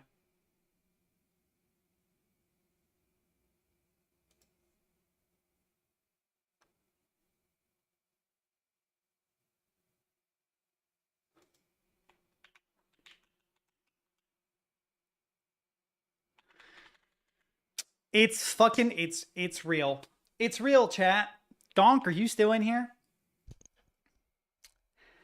The Mirai botnet variant has been found exploited a newly disclosed security flaw impacting 4Faith industrial routers since early November 2024, with the goal of conducting a distributed denial of service attack. The botnet maintains apparently 15,000 daily active IP addresses, with the infections primarily scattered across China, Iran, Russia, and the United States. Exploiting an arsenal of 20 known security vulnerabilities and weak telnet credentials for initial access, the malware is known to have been active since February 2024. The botnet has been dubbed the gay femboy in reference to the offensive term present in the source code. I thought it was a joke when I saw a meme about this, and apparently this has been kind of like a running gag in the security community for a while, and now it's a thing. The botnet has been dubbed gay femboy in reference to the offensive term being present in source code, which means that somewhere in this fucking botnet source code is the phrase gay femboy. Which is why I had to use a private like an incognito window to search this in Brave, because I really do not want this in my Google search history with Google ad revenue saying, oh hey, we saw you looked up gay femboy, maybe you would be interested in. No thank you, I am not. No offense, I just no. So that's why I did this, and I didn't want to share it until I found out that it was real. And it's, yeah, you're welcome. This is the Hacker News, by the way. They're pretty trusted. Funny. Very, very funny. I wanted to share it with Alfred because Alfred's like the security guy. I was like, hey man, is this like a real thing? I wanted to share it in Discord, but I was afraid. I was like, oh, I better actually check to see if this is real before I do, because I don't want anybody to get like mad or upset with me over something that's not my fault. I didn't put that in the source code, you know? But have you guys seen this? This is really, really cool. This guy figured out, check it out. So like, as we skip through, right? You notice the static changes, but do you see anything? Do you guys see anything in the static? Anything in the static at all? Because there is shit in the static. Wow, this is such a genius. He finally made a game using this technique. My name is Jack, and I got a bunch of comments saying this effect would be great for a horror game. If you don't know, the idea is that if at any time you pause the video or take a screenshot, the image will disappear. Doesn't bother me. It bothers you? I'm sorry. You can never get a picture of you guys are just babies. Ow, it's static. Shut up. Your enemies. So, I went and updated my walking simulator. Once you're done watching this video, the link to the game is in the description so you can go play it. Yeah, it is a 165 hertz monitor. And don't worry, I won't spoil anything. If you wait till the very end... The thing about this is, like, I could see... Yeah, I could see this, like, being in a short game. In a long game, this would be very stressful on an eye. But it doesn't bother me to look at it the way it is now. I added all of these effects to the Godot asset library, and I put... Look at him making a noise shader for us so that we could torture people with this. The source code, as well as a demo. One thing you could do is simply make the whole thing darker. In a GitHub repo, all linked in the description. Right. My walking simulator. It doesn't need to go from white to black. It could just be dark shades of gray. What is this guy's name? Later originally used this effect, which worked, Branta Games. but it was a bit hard to look at. I then programmed. Yeah, that's worse. Effect, this is a lot better. Easier to look at, but it has one problem. It can't convey any depth. Someone suggested that I slide the noise at different rates depending on the distance from the camera, so I did, and it ended up looking really good.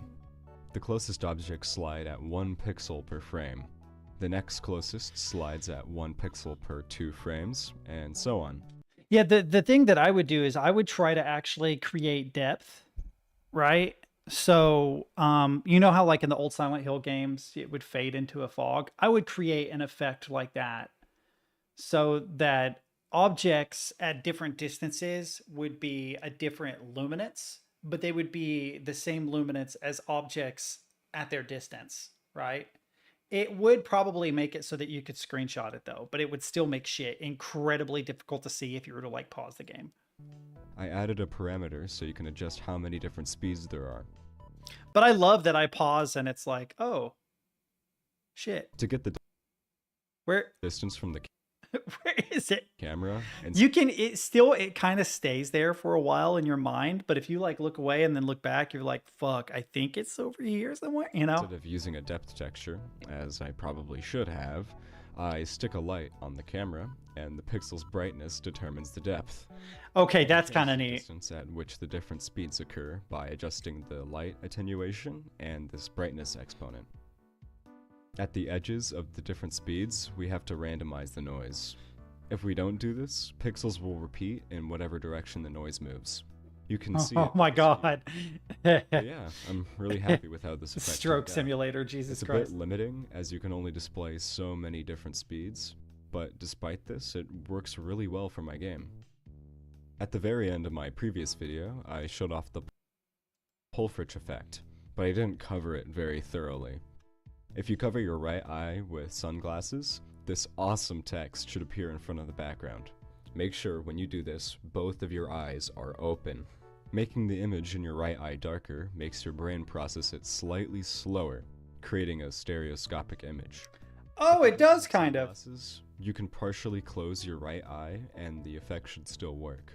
Things that move to the left will appear farther away, and things that move to the right will appear closer. With this, we can use the variable sliding effect to make the game appear 3D. Objects closer to the camera will slide the noise faster, which in turn makes the image pop out more. While it's not perfect, it does a pretty good job at making a 3D effect. It is really This cool. video, The only problem Shown is the effect to be entirely you black and cannot white, play a full but game it like doesn't this have to be. without like By getting applying sick. another shader, we can change the colors of the noise to anything we want. I programmed the sliding effect to only Darker would be number for better. each Better. pixel, Oh yeah, but that's so you much could better. store more. For my purposes, And then bright again. didn't need to. So I added 3 cheat codes to my game. All you have to do to enable them is type them while you're in the title screen. The first is scary. There's a 33% chance the game is in scary mode, but typing this in will guarantee it. The next is colorful. If you enter this one, it will add a menu in the pause screen to change the colors of the pixels. The last is Pulfrich. That's Pulfrich. As I explained earlier, putting on sunglasses over or somehow darkening the vision of your right eye will make the game stereoscopic. Hi, my name is Jack, and it extracts all the motion from a video. This is done entirely inside of Godot without the use of any video editing software. If at any point during the video you have ideas for games you can make with this effect, feel free to comment them. I've put all the code as well. Pretty cool. You said Tom Scott 3D effect. I don't know why I copied Tom Scott when I can just type.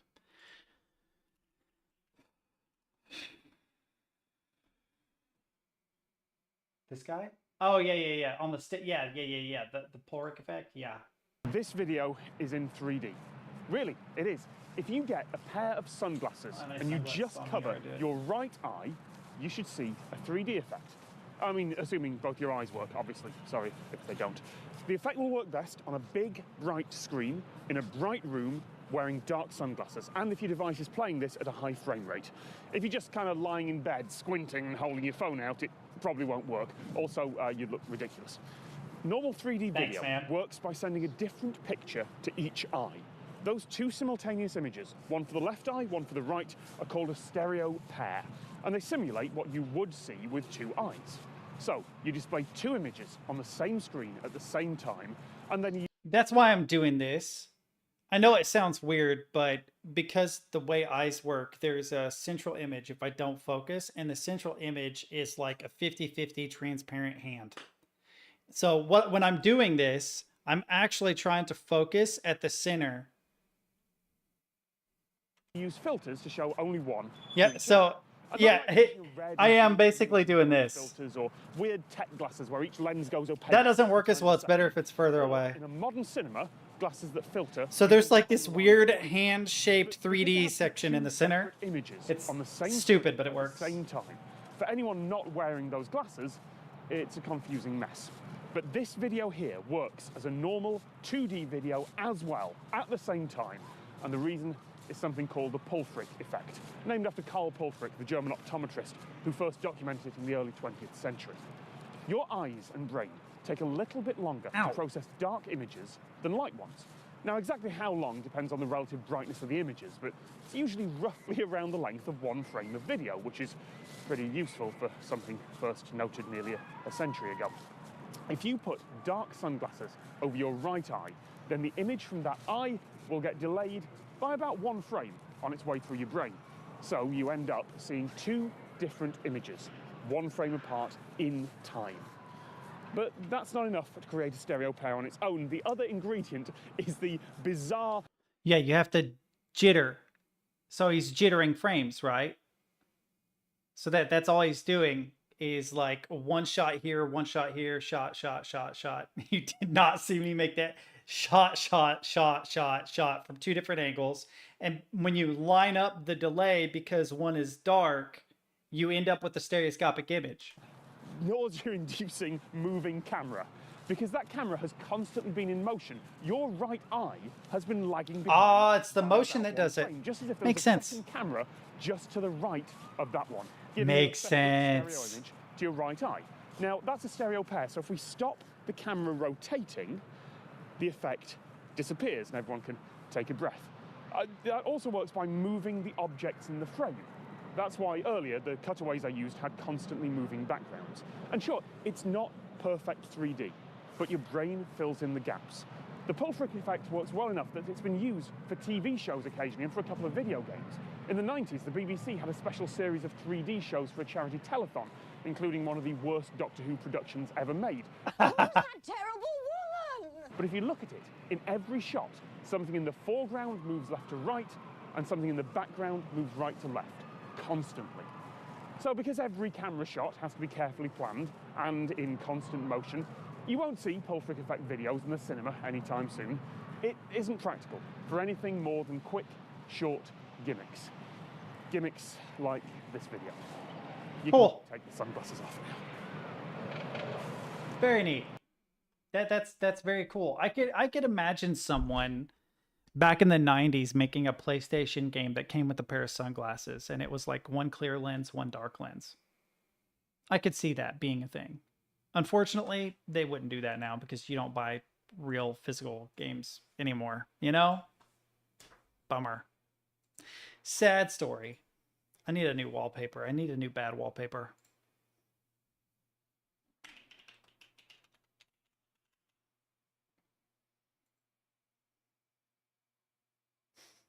Is that AI?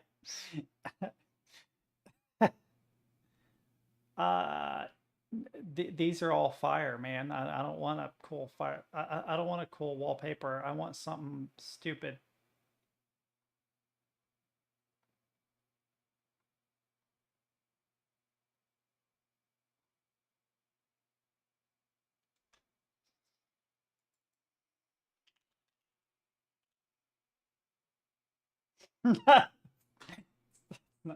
We're getting there.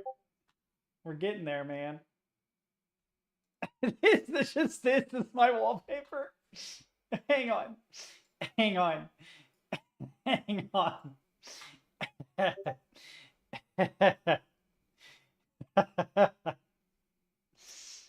Hang on, hang on.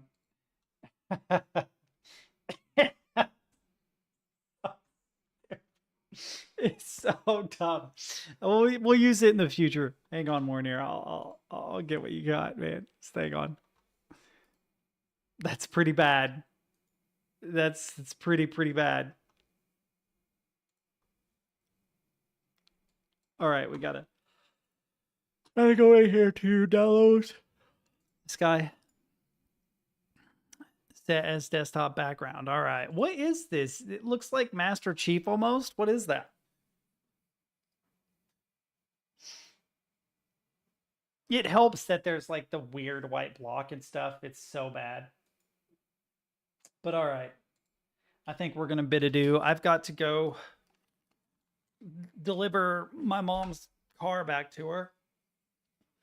So I'm going to get off here, make something to eat, maybe FNAF tomorrow.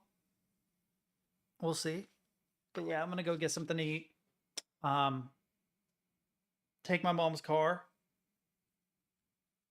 Oh, and then, yeah, I need to, I need to do the hard drive upgrade soon. Yeah, have fun with that, man. Let me know how it goes. But yeah, probably next week. I might just go ahead and do it next week. Go ahead and get the upgrade taken care of and out of the way so we can get some games back going like normal. Play some Generation Zero, Metro Exodus Enhanced Edition.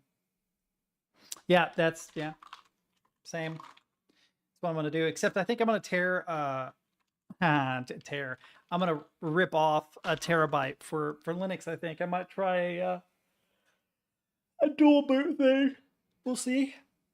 But yeah, a dual boot thing might be interesting. Just randomly stream. Yeah, I could maybe actually do that. I could maybe actually do that. Then it would just be my exact system, but on a 4 terabyte hard drive. That's not a bad idea. That is not a bad idea. Yeah, that's my thing, especially with all my music. The only problem is I'm going to need to upgrade to Windows 11 at some point this year. And it's like, do I want to do it a second time?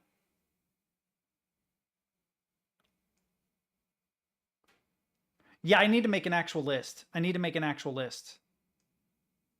I don't know if Mega Piranha's in it yet. But that is one argument to go ahead and upgrade, is that there is a debloated Windows 11 ISO that I can use to have a debloated Windows 11 to kind of future-proof the system so that I don't have to. But the Clonezilla idea is kind of brilliant. That is way easier. And I have a big 5 terabyte external hard drive that I could clone to. I'll think about that. I'll consider that, because that would make it a day. Just a day. And done. That's not a bad idea. The only problem I have with that is there's a lot of bloat in my system just from all the things I've installed and uninstalled over time. Having a fresh system has its perks too. Where what? Oh, the debloated Windows 11? Talk to 8-bit. 8-bit was the one that sent it to me. Hang on. I may have to have him resend it because it was a long time ago. Give me a minute. Let me see if I... No, wasn't hard to find at all. Hang on.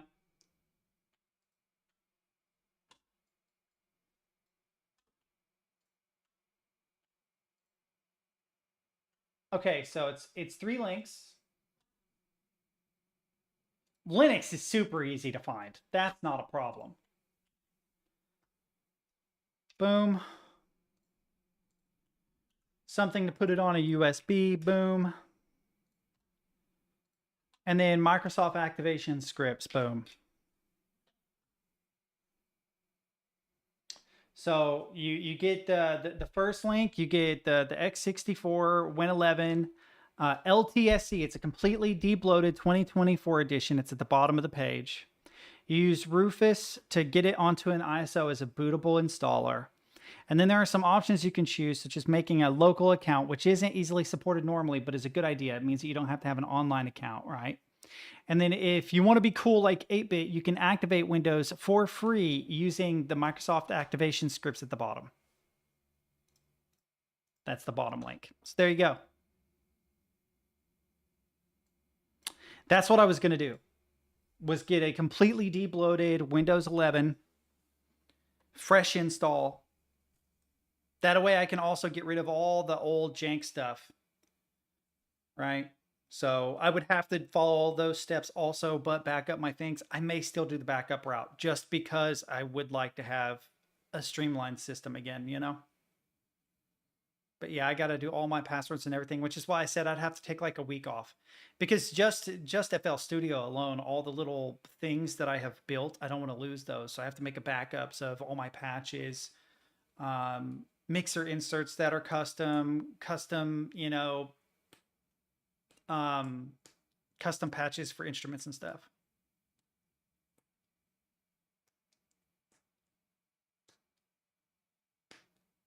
I don't know. I don't know if it's an option or not. I honestly don't know.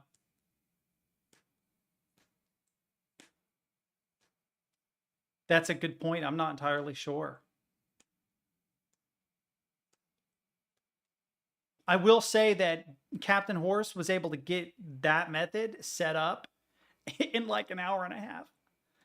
He had it done in like an hour and a half, because he immediately messaged me with like, hey man, this doesn't work. And then he was like, oh wait, no, I figured it out.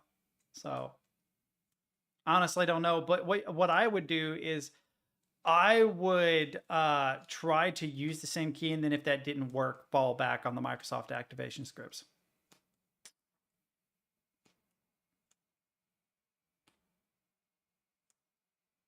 I think it ignores them because it's the long-term service version.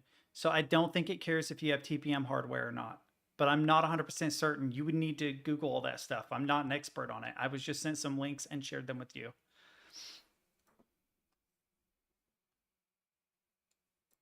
Or you can ask 8-bit the next time he's in here. Oh, yeah, that's the big one, because I don't.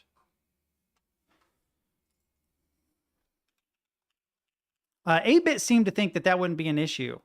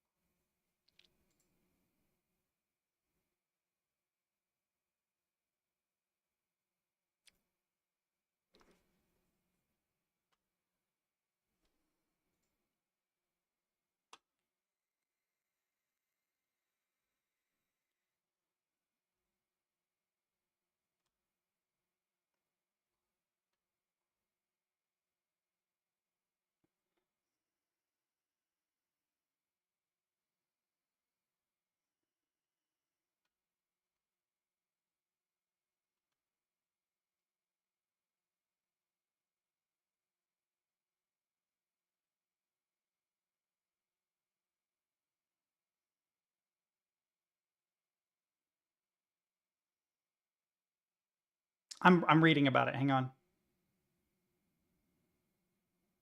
I honestly don't know.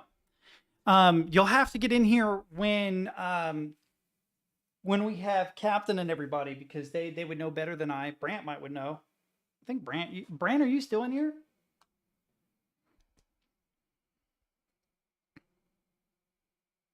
Yeah, that's weird. I'm not sure what you're saying. Because I run UEFI without any. Yeah, I have had issues where I had to run legacy for Linux distributions before, but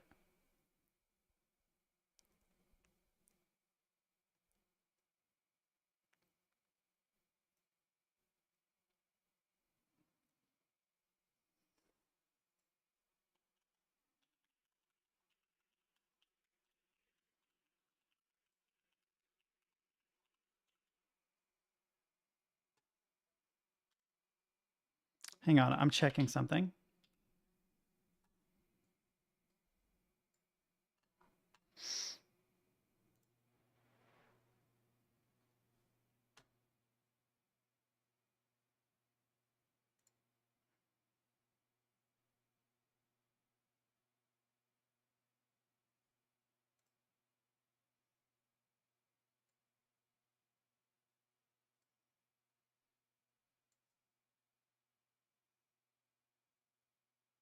Yep.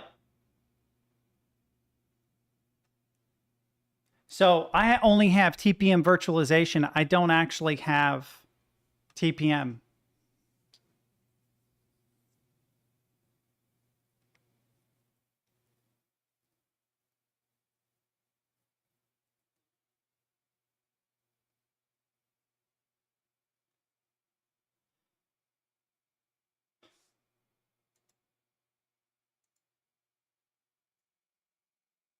Yep.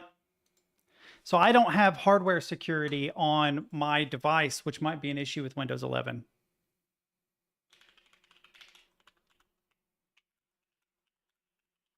I really didn't want to go down this rabbit hole right now.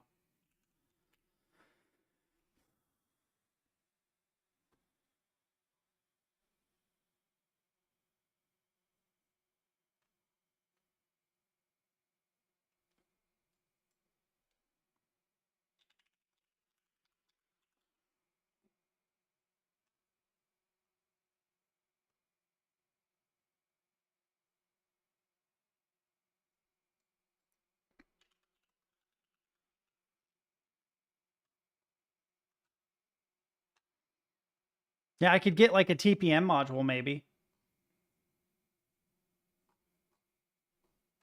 I'll go through this later. I'll figure it out later. Anyway, I'm out of here. Everybody have a good night. Discuss in Discord. You could maybe use the God, I'm tired. Games and technology, I guess, would be the closest, but we'll figure it out. I may do the Clonezilla method because fuck, I really don't want to, but not having TPM might be an issue. I need to talk to 8-Bit about that. We'll see. But anyway, until next time, everybody, I bid you all adieu.